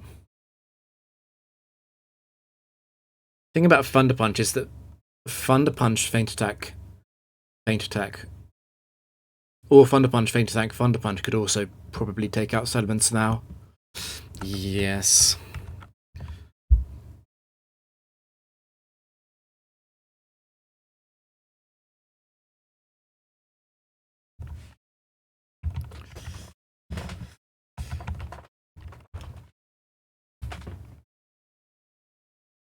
That's a pretty big deal, actually, because that denies the potential Aerial Ace-Oko into Shiftry. Manectric last. I'm fast Manectric though, because I'm 12 IVs. I'm 72 base speed.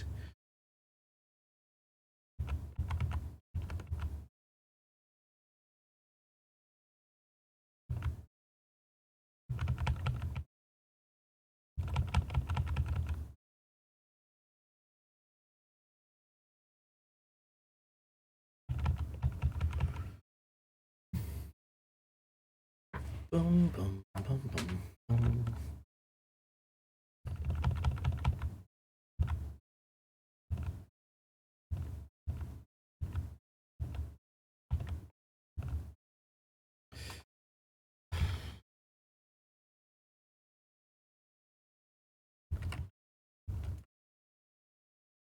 If I go Sediments, Ludicolo, Metagross, realistically, what could break through that? It would have to be some kind of crit.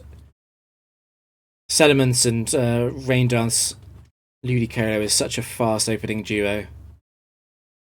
And so much of what I'd be scared of, I'd be switching in Metagross anyway. It's random AI, so that's not likely to happen, but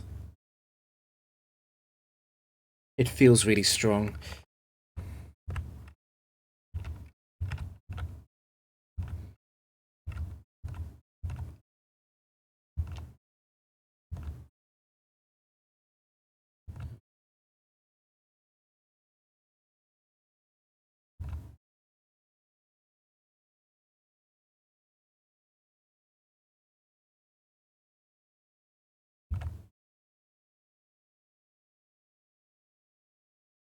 Yeah, I think getting rid of the Quick Claw Nidoking is very high priority.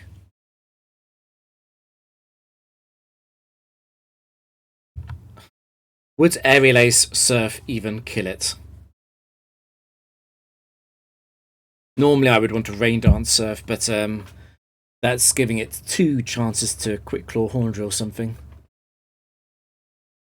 Also, if I Aerial Ace, I'm leaving myself open to counter.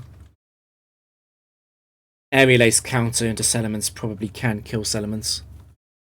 But if it's going to die to Aerial Ace Surf, that doesn't matter. I'm not scared of Porygon 2 at all after the Intimidate.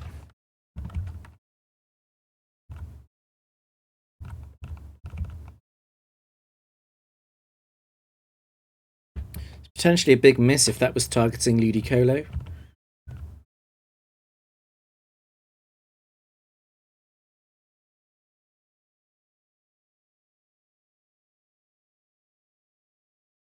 I'm a little bit tempted to bring Settlements out because I can re-intimidate. But Metagross has such a solid type matchup into both of these that I think I win as long as Settlements doesn't get frozen by Tri-Attack.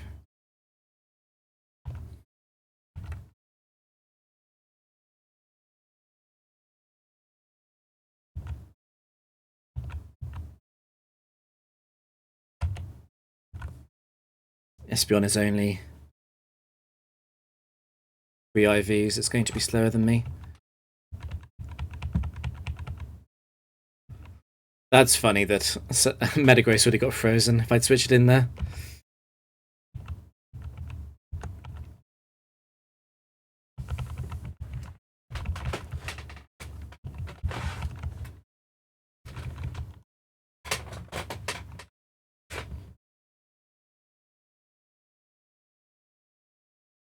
Yeah, I mean, Salamence could be useful if I pivoted out again.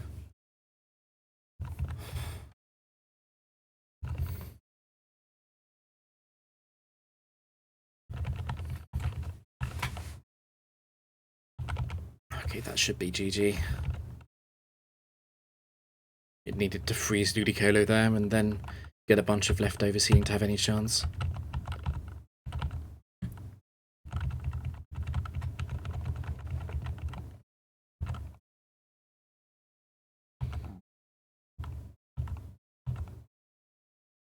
Flying. Ludicolo has lasted so long, am I going to get rid of it for the Espeon now?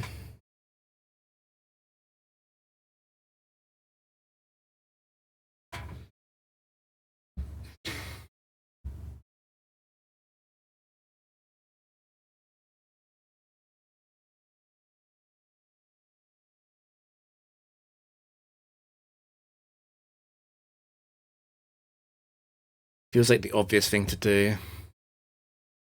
There's no Honchkrow in Gen 3. Realistically, what would I even be scared of appearing? Ludicolo is not bad into flying types, given it has Thunder Punch, but a lot of them do outspeed. Rather not get bullied by something like Dodrio.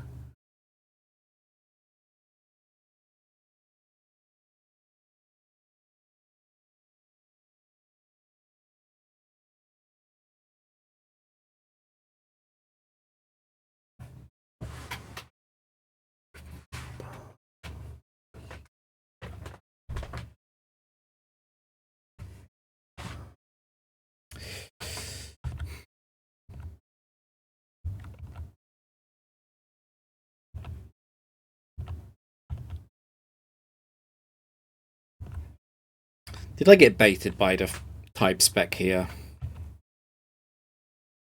Aggron. I'd like Ludicolo back, please.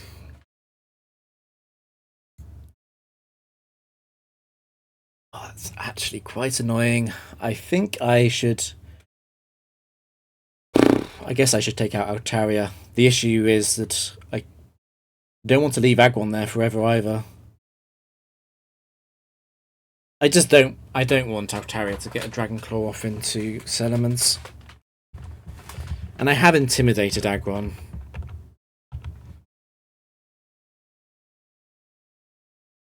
Please say that you kill. Okay, good.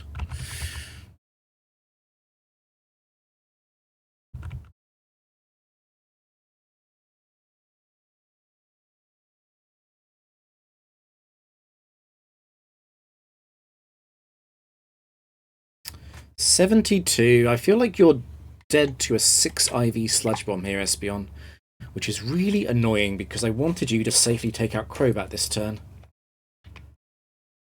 And Salamence is going to speed tie Crobat as well, isn't it?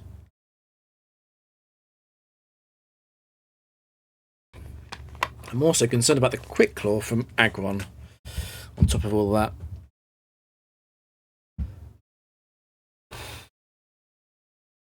I think Espeon is definitely going to Psychic Crobat. The question is what Salamence is going to do.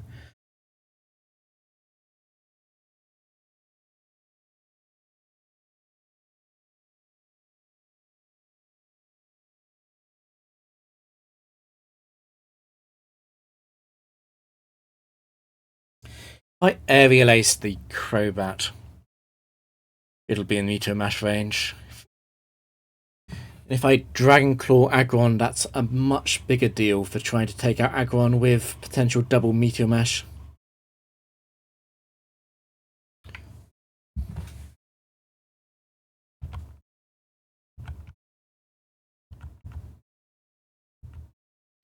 Honestly, maybe it's better to Psychic Aggron.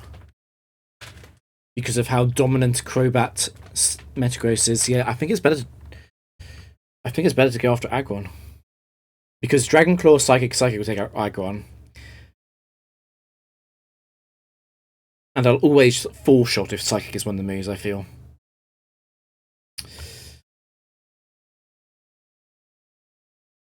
No, I feel like it's better to do this.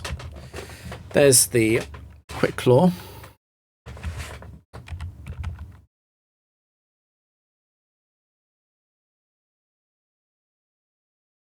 That is by far the worst combination of moves that could have happened.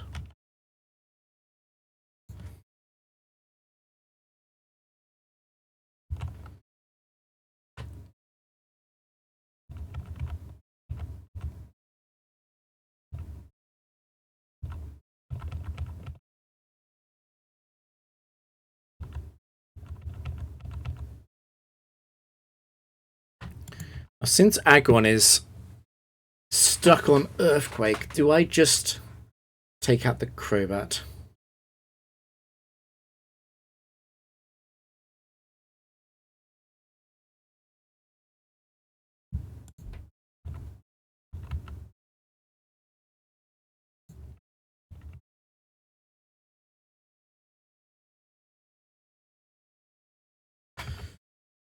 The Meteor Math miss would be pretty devastating. Astonish Flinch also would have been. So this is going to be Earthquake because of the doubles AI.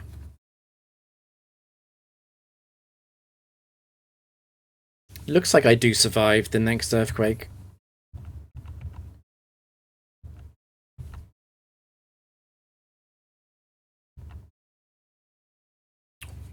It's an unfortunate miss. Looks like I'm in... It's in Dragon Claw 2-shot range for certain. The concern is a Quick Claw double to Earthquake and Iron Tail. There's the first Quick Claw.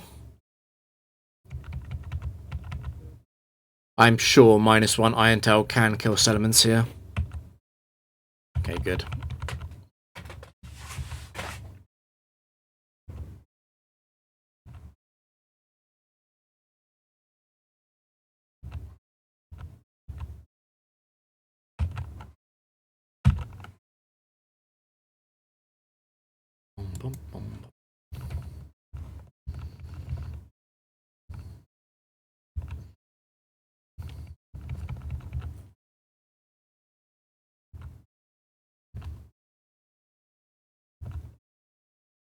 Ice type. That's a slightly unusual one.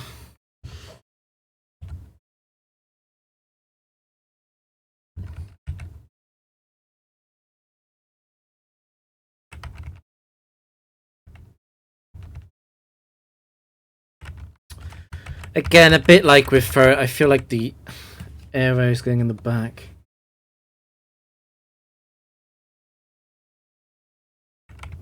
I kind of wanted Alakazam in the back as well.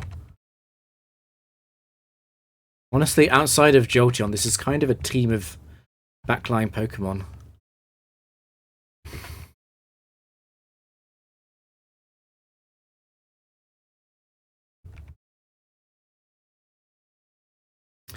How bad is Jolteon, Alakazam, Aerodactyl?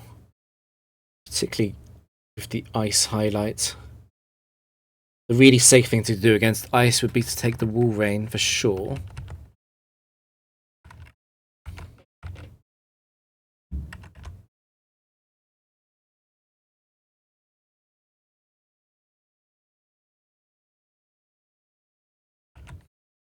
Shall I write off Slowbro for being too slow?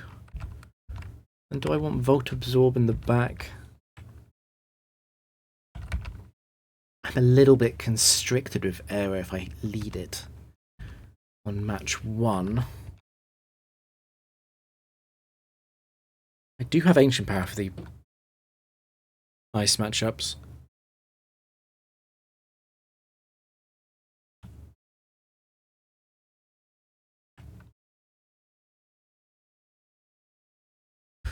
could leave.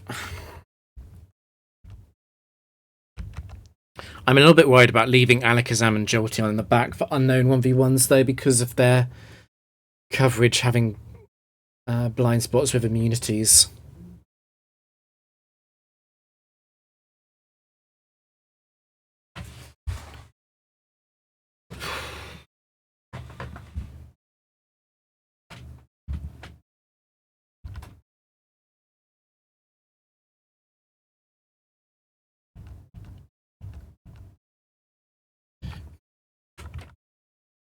I have a healthy amount of fear for the ice spec. I'm thinking about doing this. There are quite a few water ice combinations, but Walrein would be one of the big ones that I would have wanted to take Jolteon for anyway. I think I'm quite happy with this.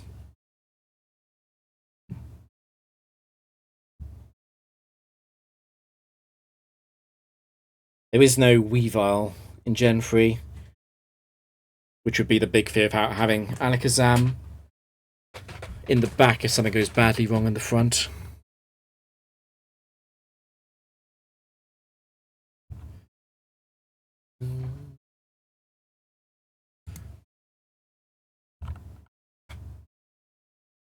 Okay, it was Lapras.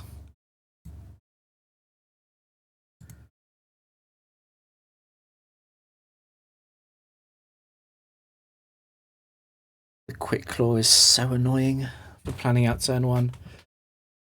I do think the really obvious play of am I Rockhead? I am Rockhead, so I don't sap the Walrein PP stupidly fast. Let's do the really obvious play. I could also curse. I just don't trust Aero to always get this kill into Lapras.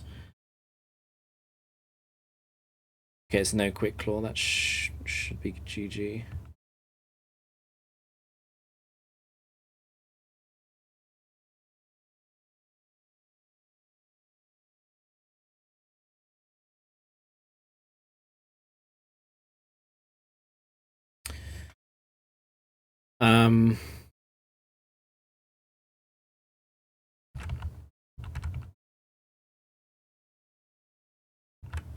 I'm in a focus, so I can actually lose this Dusclops. It's possible.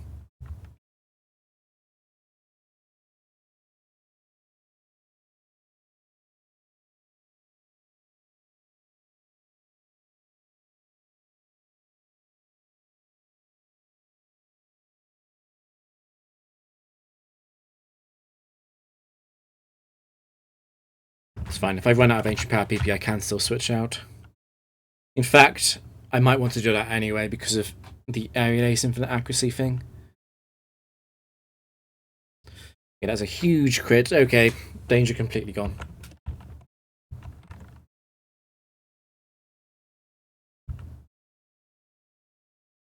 Ground.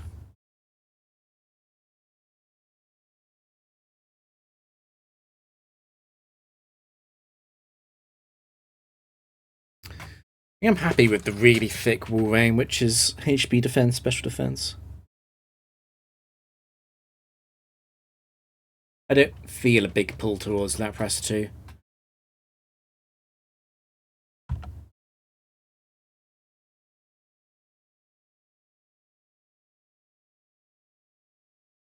Blaziken and Whiscash.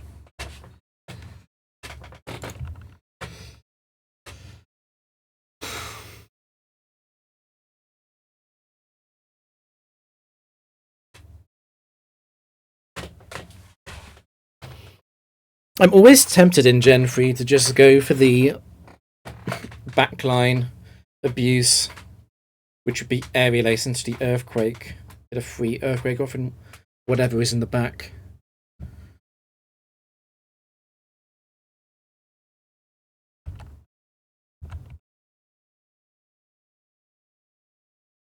I definitely want to get rid of Blaziken though. The Brick Break crit onto Walrein would be brutal.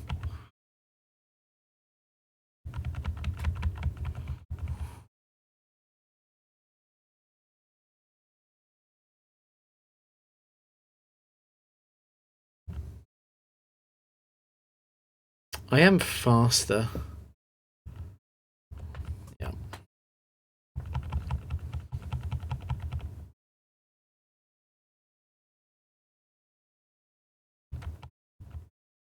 That did a lot. Half power surf brought me to orange. What the hell?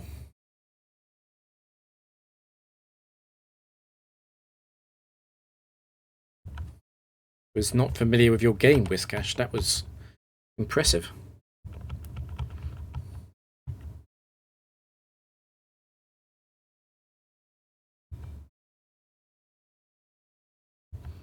Psychic high risk.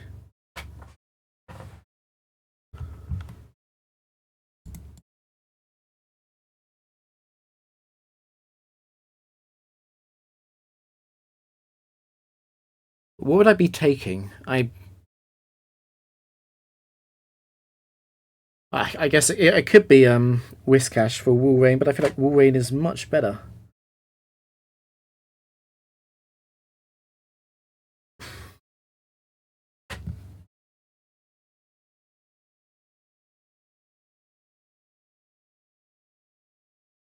No.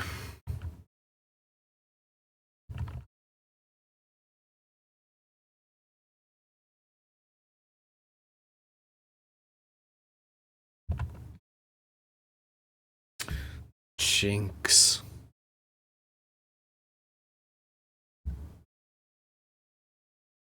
High risk Flareon.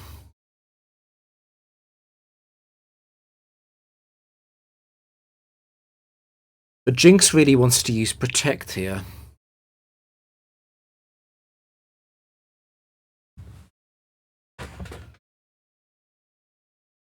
Do I Ancient Power and Double Team?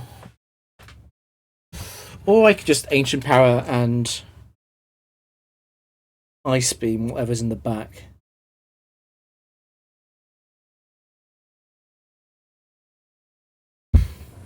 There's also Ancient Power into Curse, which is in a slightly awkward spot because Wolverine is decently fast. I don't really want to give up the speed advantage on some of the things in the back. It's a Psychic type though. The Psychic types are basically either fast, or they're something like Claydol, or they're really, really slow because they're one of the slow brothers.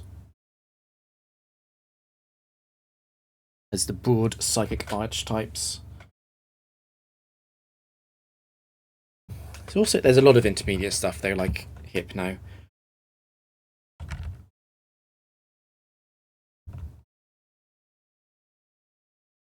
I really like the Ice Beam to catch something like Claydol coming in.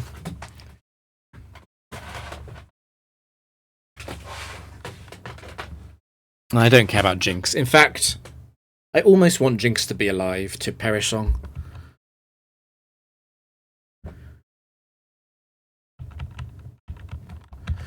Okay, well that's disgusting. It is Slowbro. Well, the Omni boost means that I can kill Slowbro. So unless Lovely Kiss hits Wolverine. But if Lovely Kiss hits Wolverine, then Aerodactyl survives a turn unless Ice Beam crits Aero. And if Aero survives a turn, it's over. I think it's always over here.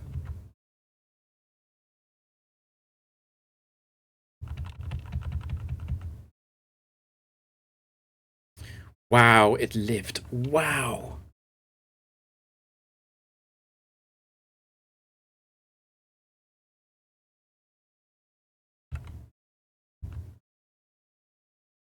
Hey, Dana.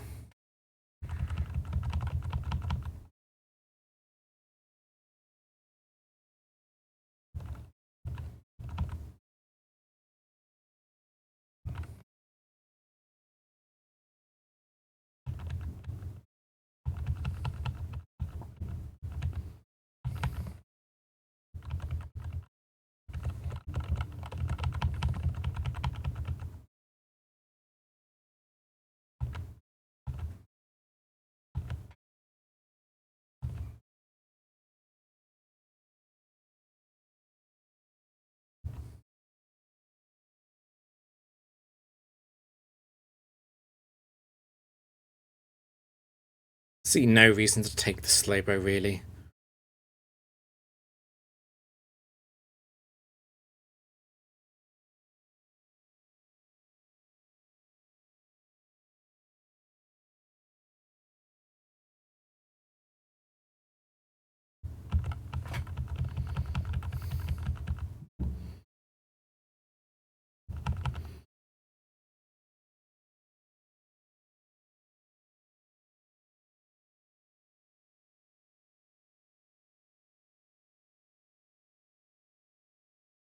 Wonder if I get Ancient Power Jolteon.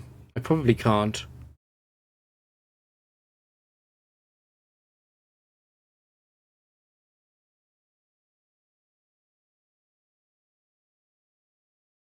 I really want to do it, but I don't think I can.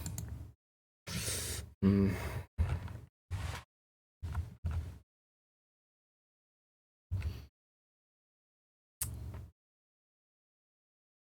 The Earthquake damage is nice in the Slowking. I would rather Ice Beam whatever's in the back, though. It's no type.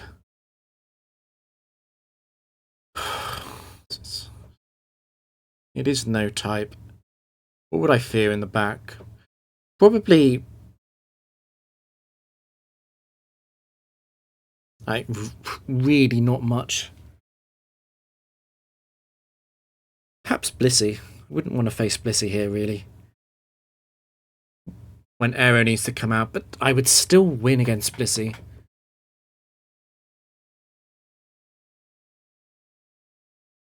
I guess I just try and hit Slowking then, with the Earthquake.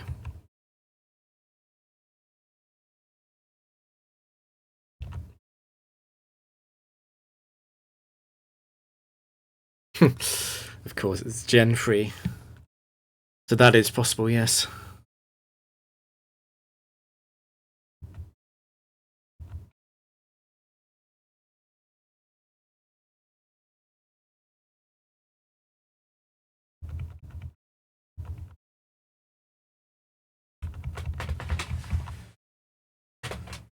Oh, it is funny how Slowking is still slower than Aero.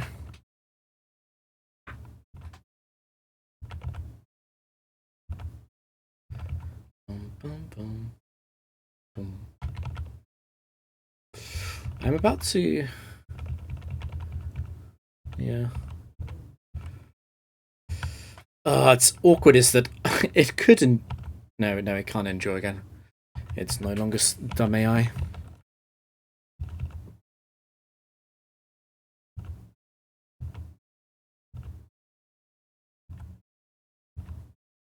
Round. I see no reason to take anything.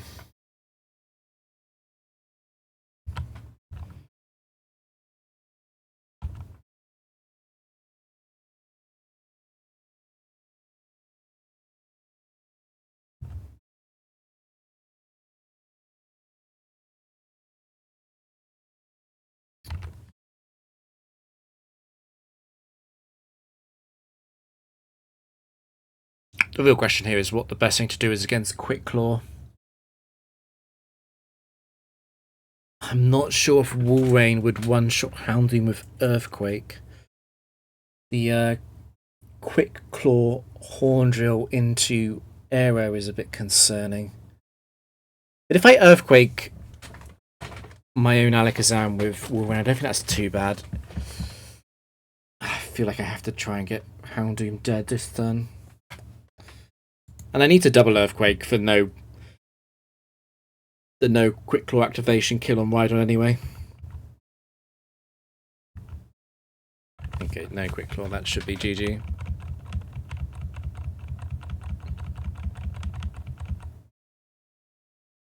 It's Flygon.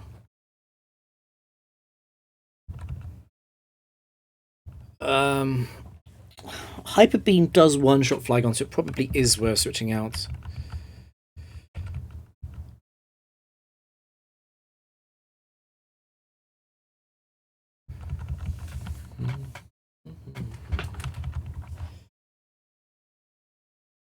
No Bright Powder.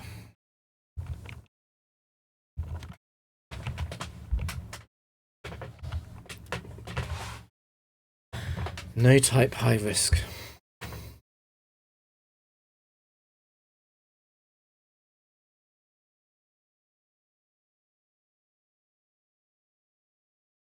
I don't think I'm ever taking that Flygon. It is a little bit tempting because the Flygon Aero lead is pretty nice, but the nice part about that is the Aero part anyway, because I think it's because the doubles graphics in Gen 3 aren't quite as good. I didn't notice anything too weird. Have I accidentally cropped the top of the image? No, I haven't. It's full screen in OBS.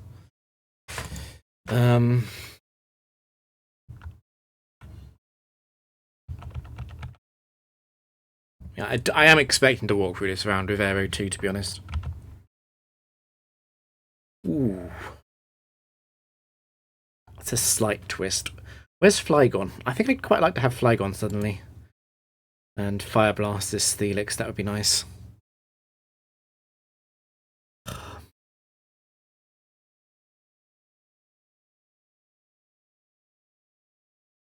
What am I doing here? Gen 3 build. It's okay.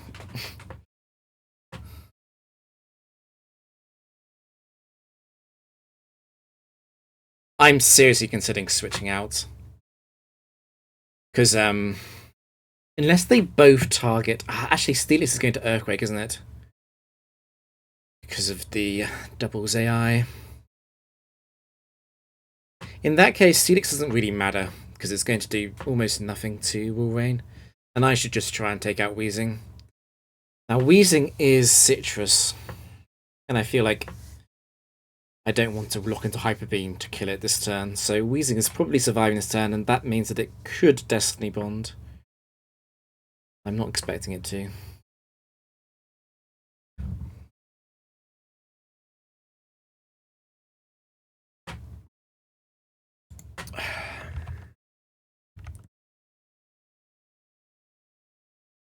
It's no type.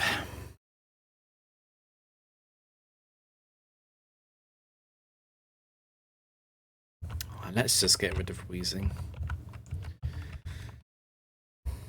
Again, Steelix being locked into Earthquake is honestly a good thing.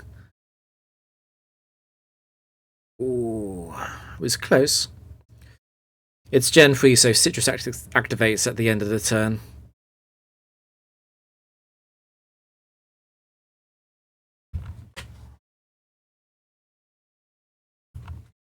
So we take out Weezing. I think I am very happy to leave Steelix there doing nothing. So let's Ice Beam.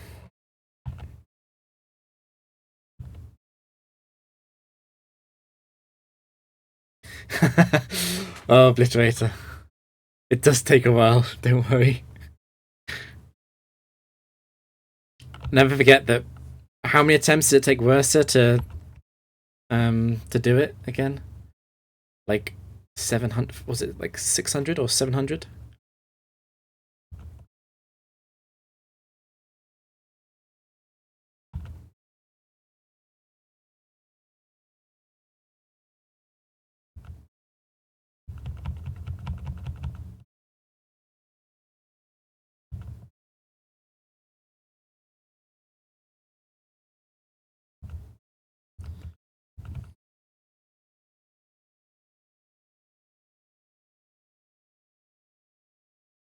What is Turscan Goldprint? Oh, starting at round 5, yeah, yeah.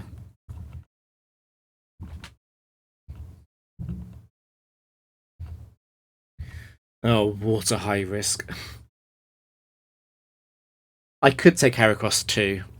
It is disgustingly good.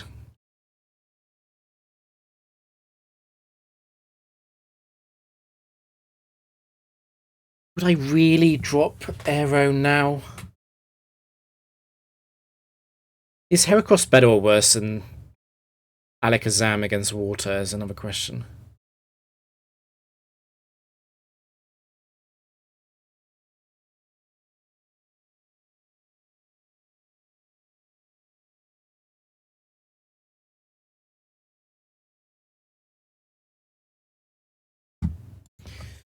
I think we stick with our OP Mons, 15 IV Alakazam.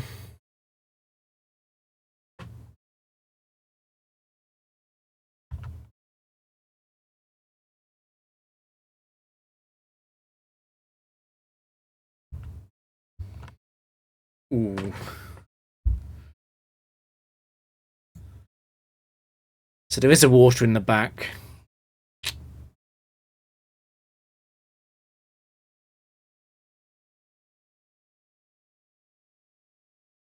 Donphan wants to Rock Tomb for speed control onto Aero.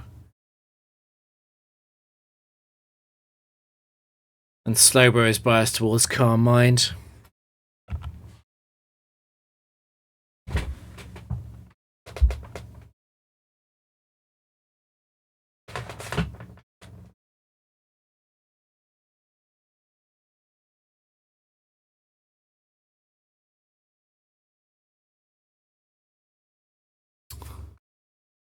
I don't want an Ancient Power Lock in case it's a...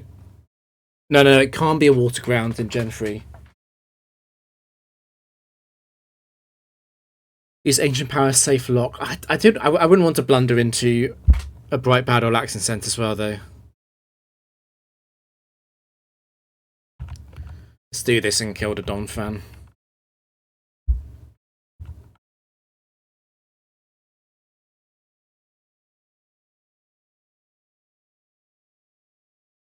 The fact that Donphan didn't get a quick claw there is probably GG.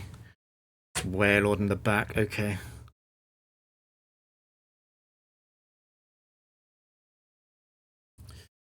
What am I at? 81. So I'm definitely in Ice Beam range from Slowbro.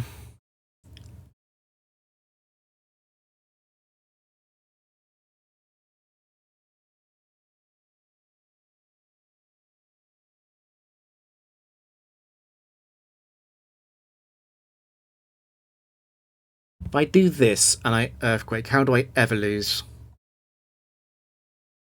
I guess Warlord could Amnesia. That would be annoying. But Alakazam has also got Calm Mind.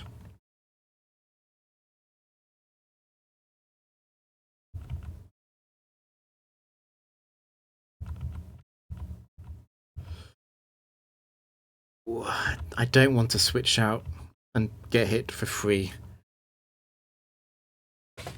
Do I match the boosting?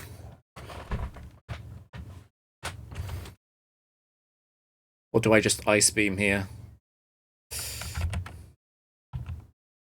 Higher upside.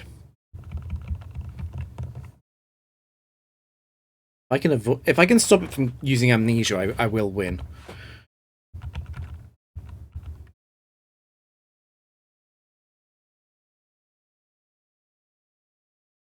Yeah, there's the higher upside.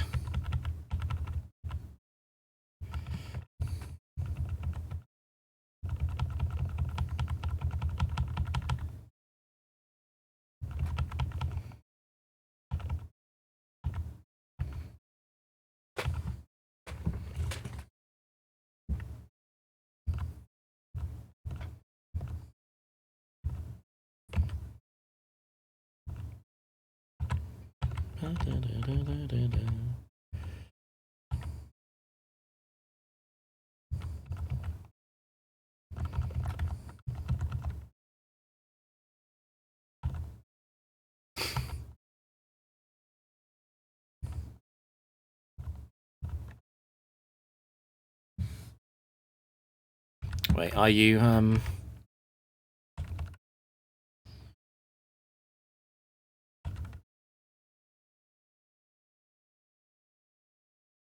What's funny about the choice band trick Alakazam is actually just quite good if you just use Psychic and pretend the other moves don't exist. It's actually pretty usable. Oh, it's not a great set of Pokemon. I think the Fake Out lead is too good to pass up, really.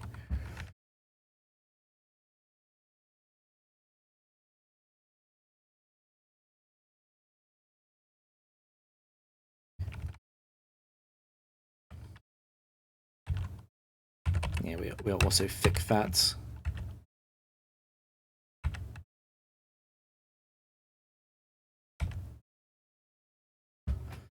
I don't think there are any funny explosion teams here. I think it's the much more boring setup.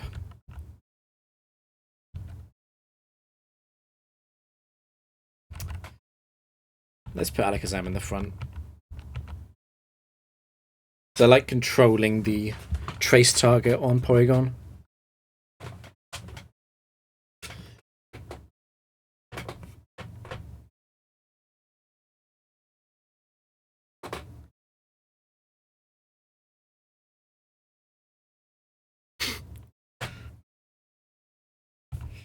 I see what you mean. It's okay.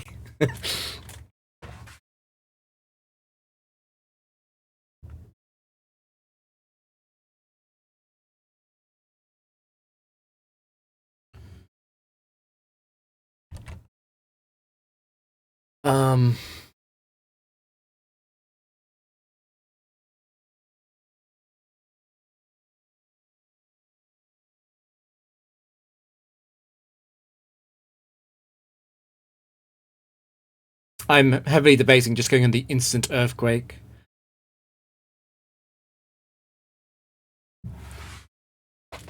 I'm not sure if I can one-shot Electabuzz with the Psychic.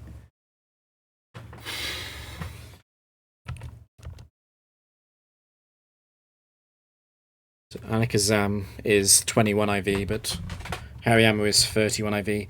I don't think it's enough to get the Electabuzz.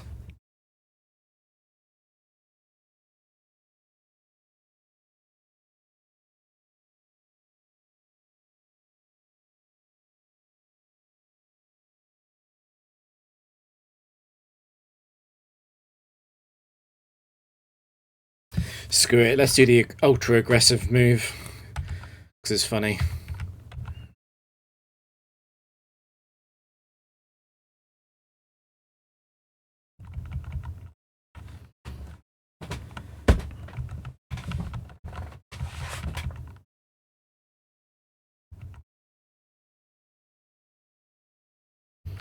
Okay, so I traced the water absorb, that's pretty big.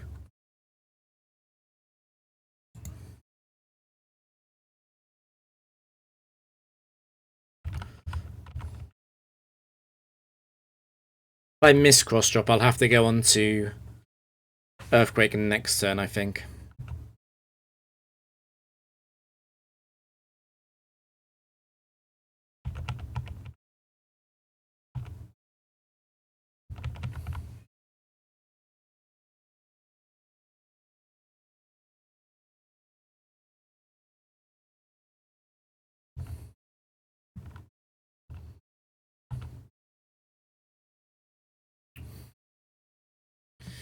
It's the exact same type hint and phrase hint.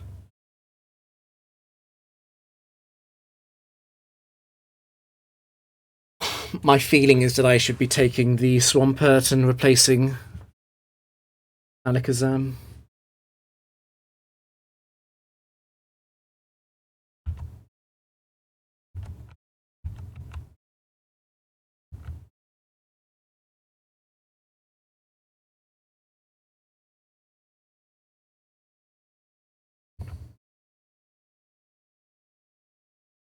Oof.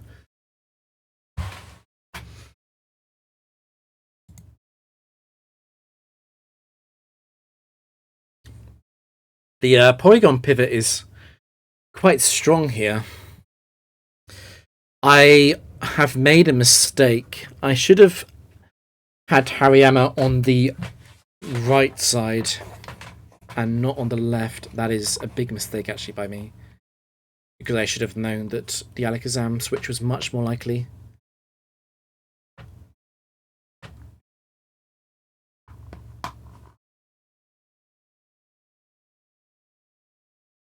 Oh, I could get brutally punished for this. Porygon's faster than Wailord at least. It's not faster than Gyarados.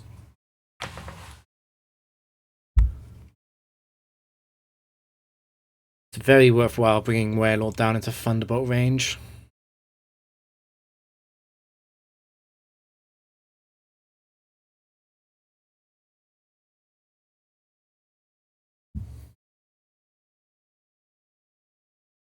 Do I fake out Warlord? It's quite likely to use double team on turn 1. I'm not sure how dangerous it is to let that happen or not. If I fake out the Gyarados, I'm probably preventing Rain Dance.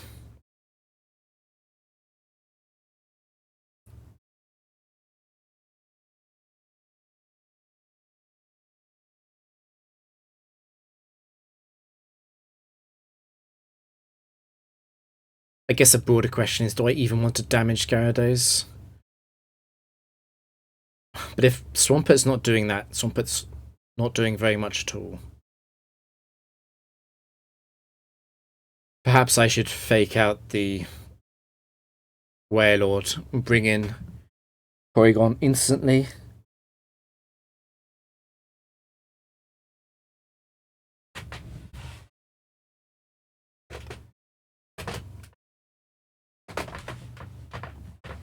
That's probably best.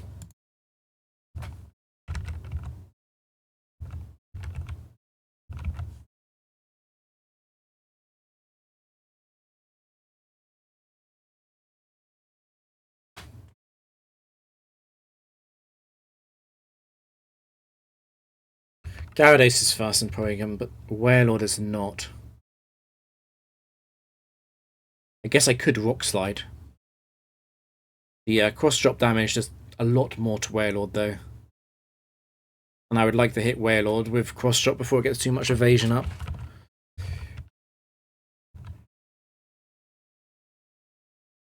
Ooh, that's a big crit.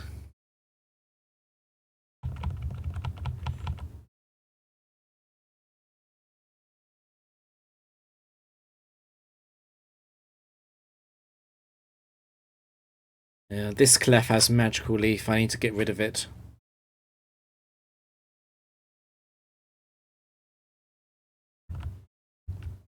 It probably survives Cross Chop, which is horrible.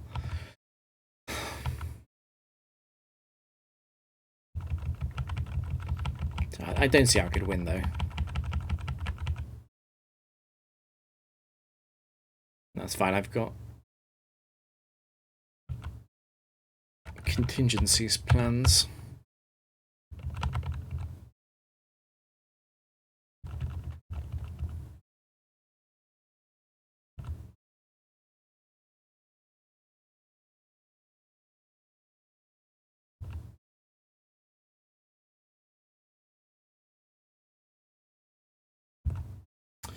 I could take Gyarados over Swampert.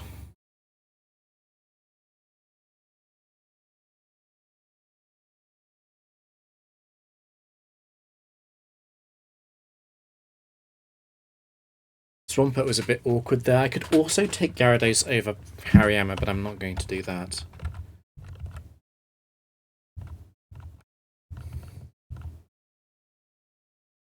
Trace Porygon has quite a few opportunities to switch into electric moves anyway.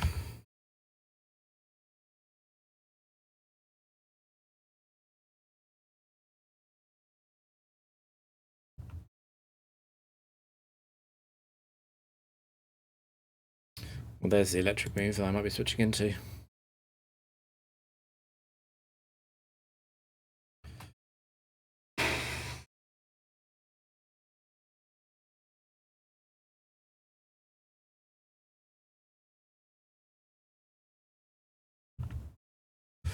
Let's just fake it out. I think that's a lot simpler.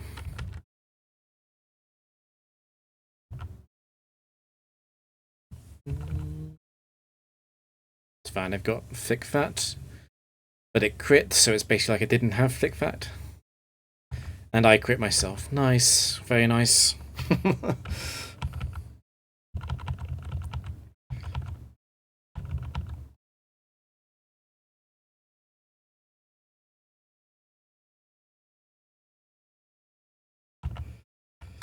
It's fine, Ice Beam will one-shot this.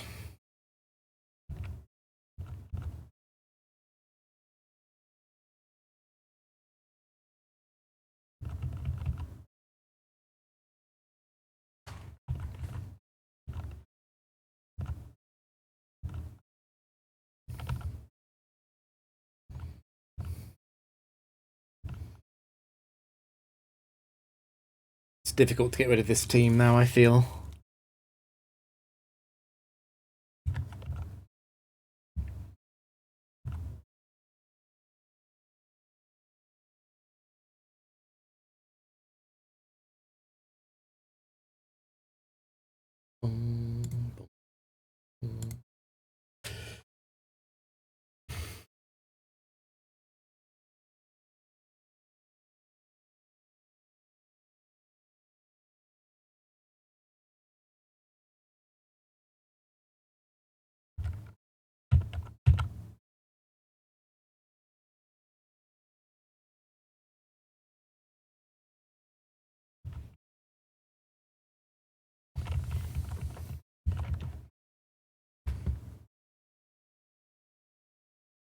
Yes, high risk.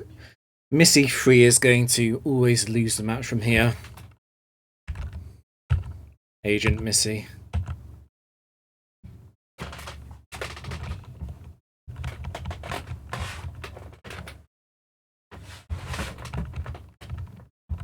It has to use Perish Song.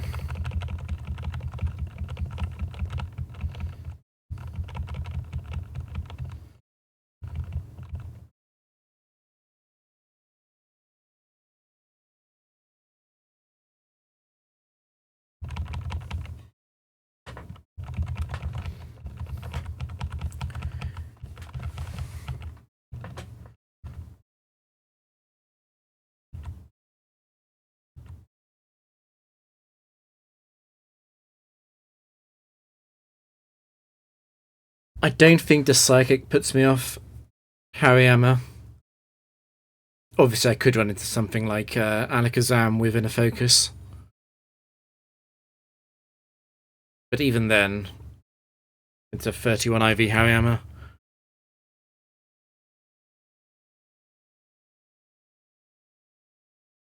No.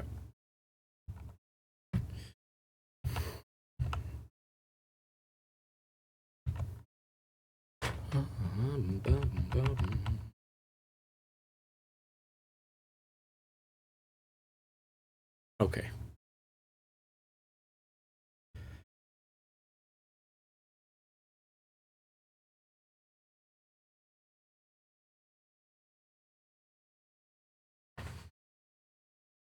Marowak's not going to Earthquake, which puts it in a kind of vulnerable position anyway.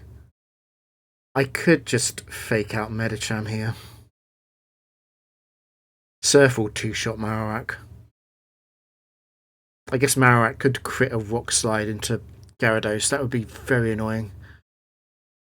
Still, Medicham is going to cause a lot more damage with Dynamic Punch potentially.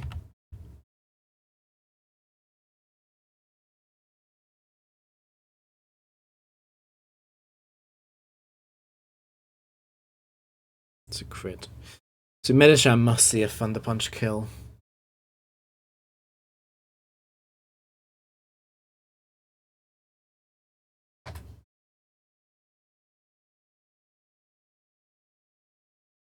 What am I at? 88.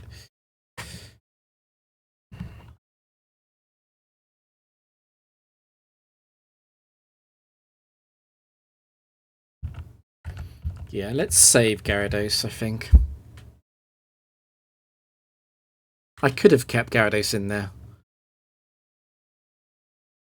The double dodge is really nice. Yep. Doing Gen 3 for once.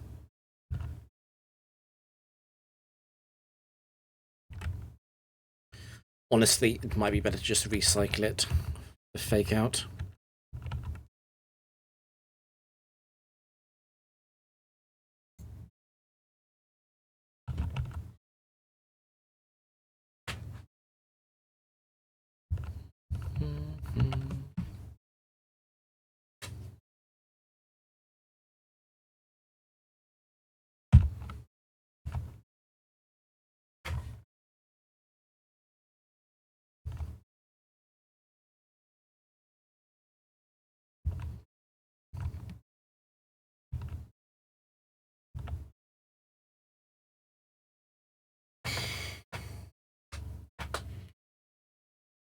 I thought high risk, high return wasn't quite this common. Maybe it is more like.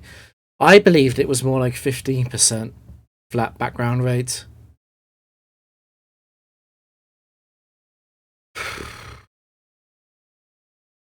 I really could take Marowak free in the back, but I think I have more faith in Porygon.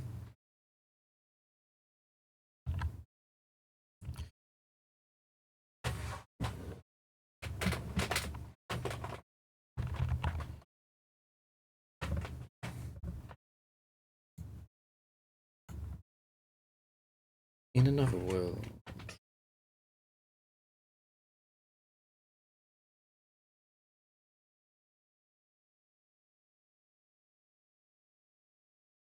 I don't know which one of these I want to fake out. Fisher, Zap Cannon, Explosion. Ooh, very volatile.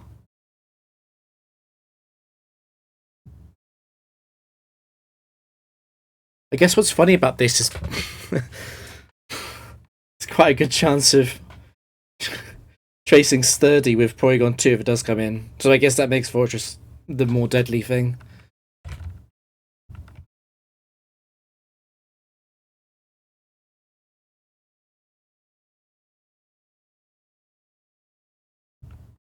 I'm probably just going to use Surf anyway, though.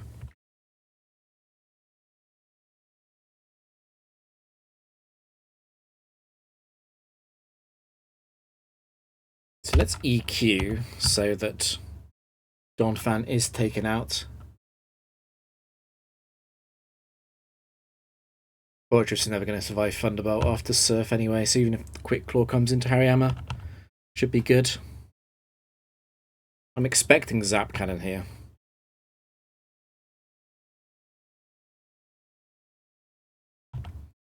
That miss is probably GG.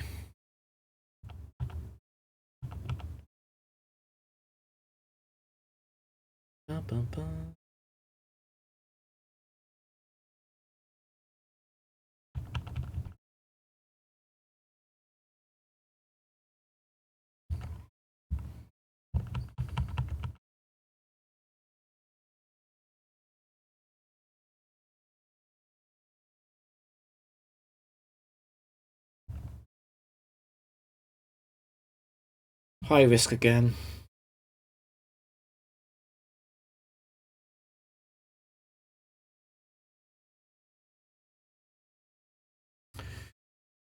I could quite seriously consider the Miltank, I guess. Endure is really, really good in doubles. And so is Salakberry.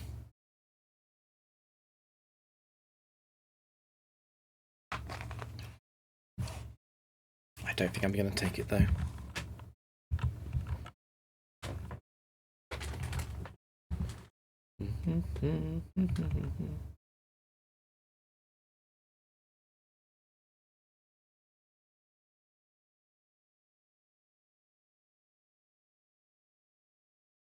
I must be thinking the wrong sets. Why is this high risk?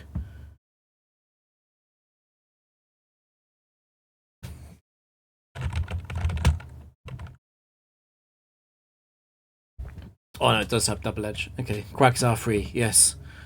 Yeah, it's the curse set with Quick Claw. Okay.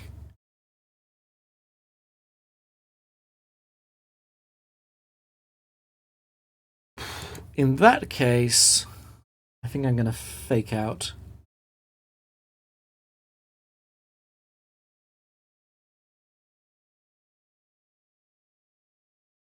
Fake out Quagsire, bring in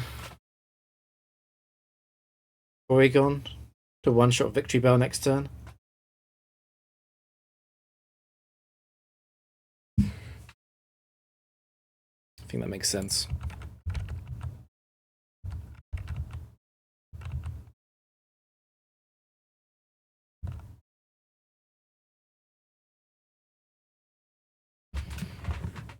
That's quite annoying, actually. It would still take a crit to prevent the move from connecting, though.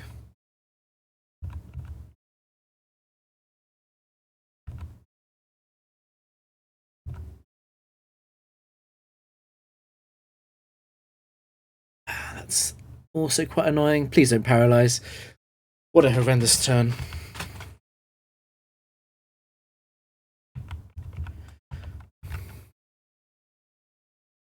I'm not guts, I'm thick fat.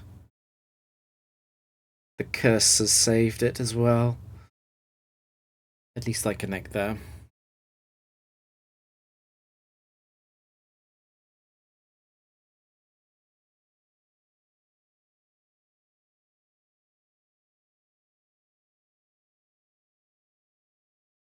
Gonna overheat. Honestly, I just need to kill Quagsire. It's as simple as that. It's the Quick Claw Pokemon, it's the threat. It's the only one that might be able to beat Gyarados from here.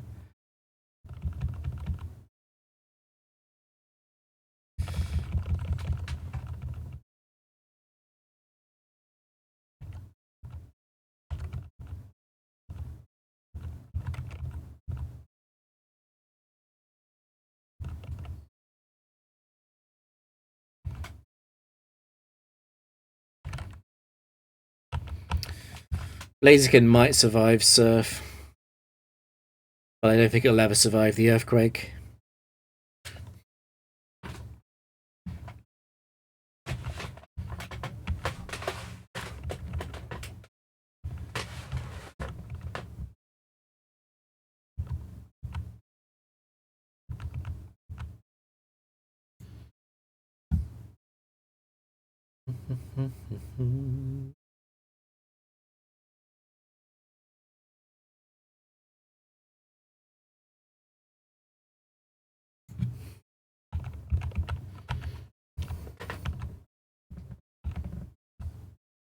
Actually, I need to have a quick break. 1 second.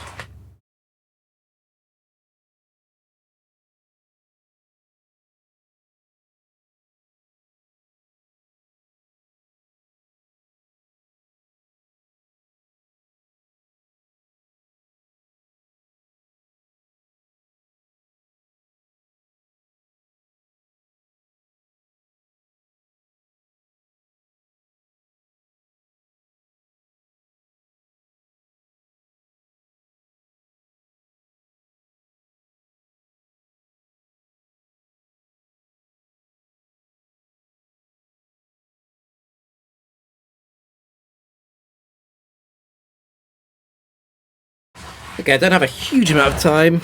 I should probably stop, but I'm just going to see if I can blast through this round.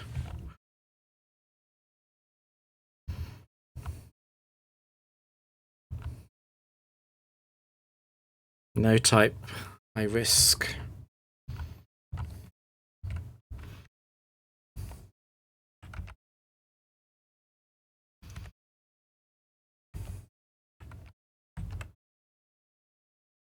Right, if I really want to rush through, do I just go Heracross, Marowak?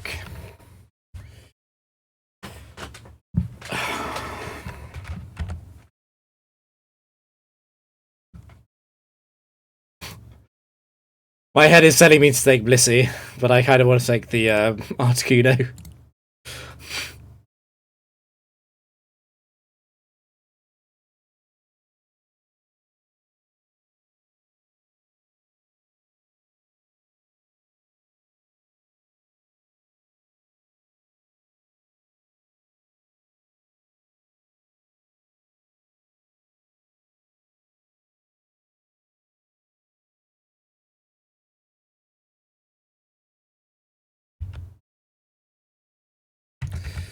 What if I go Kang? I would. I feel like I would massively regret not taking Blissey. We are also Natural Cure, which is unlikely to matter because Blissey's going to be in the back.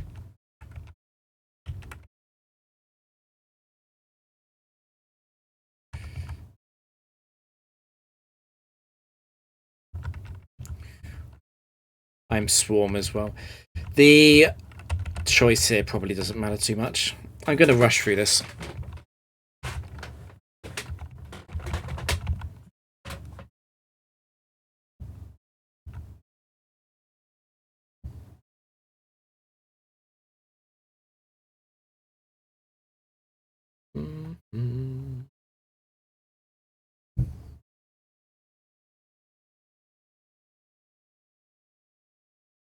By double Earthquake, I don't think Slaking ever survives, but Slaking is faster than Marowak, which is desperately annoying. And also, I kind of want to get rid of the Umbreon. I probably do kill Umbreon with double Earthquake as well, though.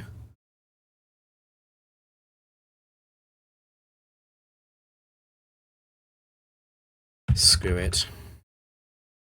That's a horrendous miss.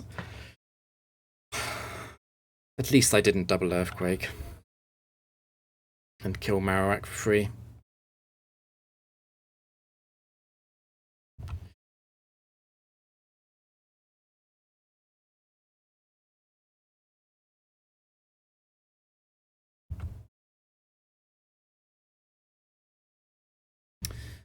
Come on.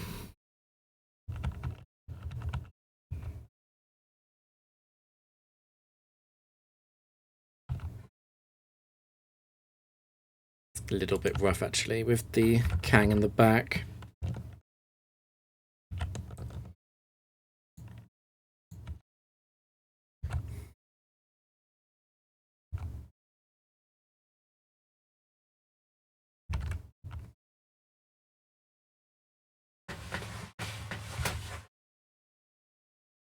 I feel like the obvious thing to do here is the Earthquake and Endure.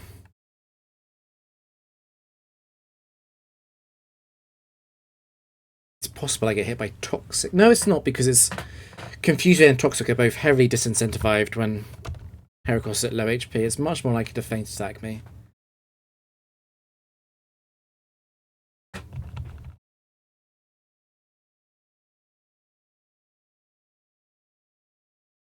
Okay, that's a very nice crit.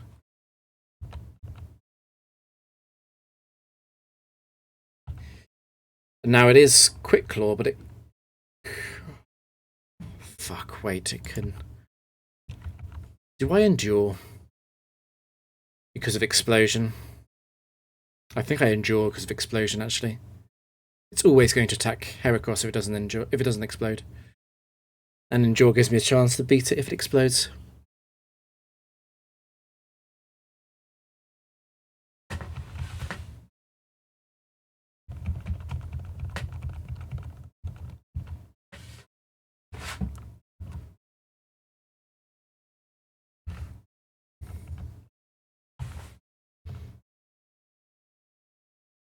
I'm not taking those.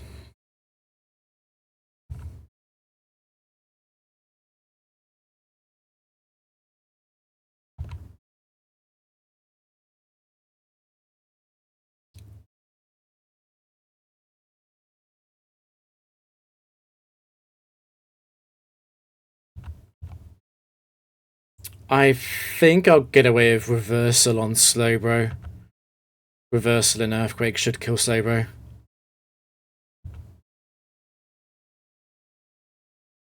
With the crit, it definitely will be enough. I didn't appreciate that Lantern was faster. That must be very close as well.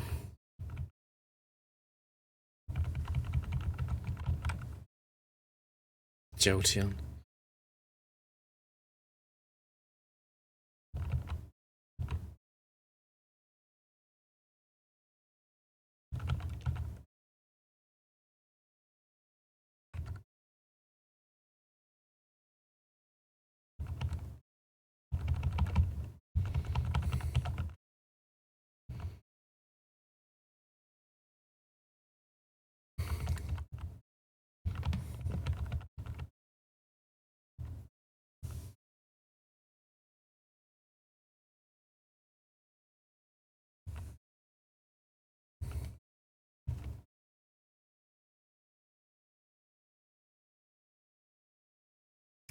I could take Lantern 4, but it doesn't play nicely with the Unga Bunga plan.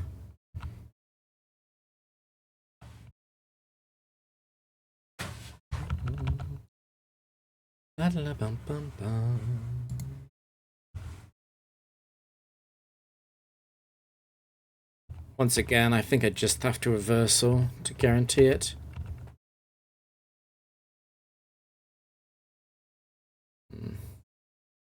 I regret my life choices here. Kang is going to get absolutely chonked by this. It'll be particularly embarrassing if Feraligatr survives and gets a torrent hydro pump off. Oh shit. I deserve this for rushing.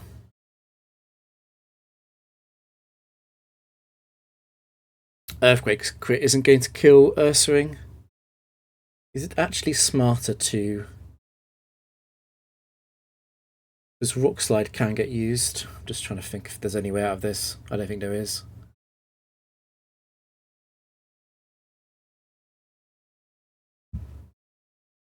The overheat roll into Heracross.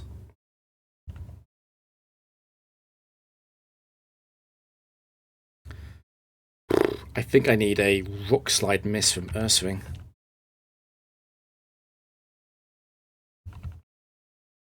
No. Okay, that was fun. I do have to run though.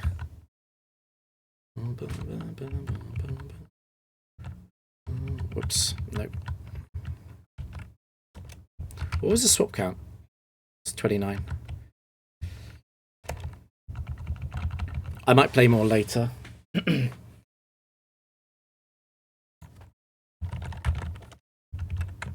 I have to run.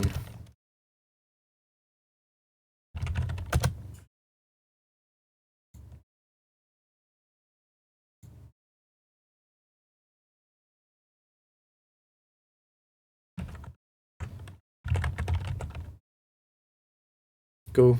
Well, thanks for watching, everyone. I don't think anyone's streaming Factory. Can't see anyone. Let me briefly check.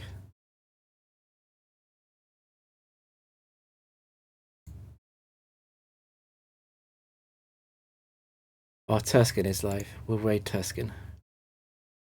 But I have to run away. I have important things to do for the next hour or so.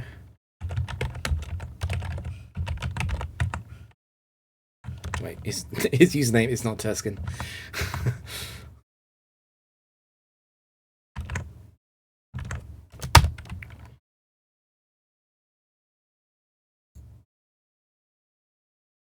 Cool, thanks for watching, everyone. See you later.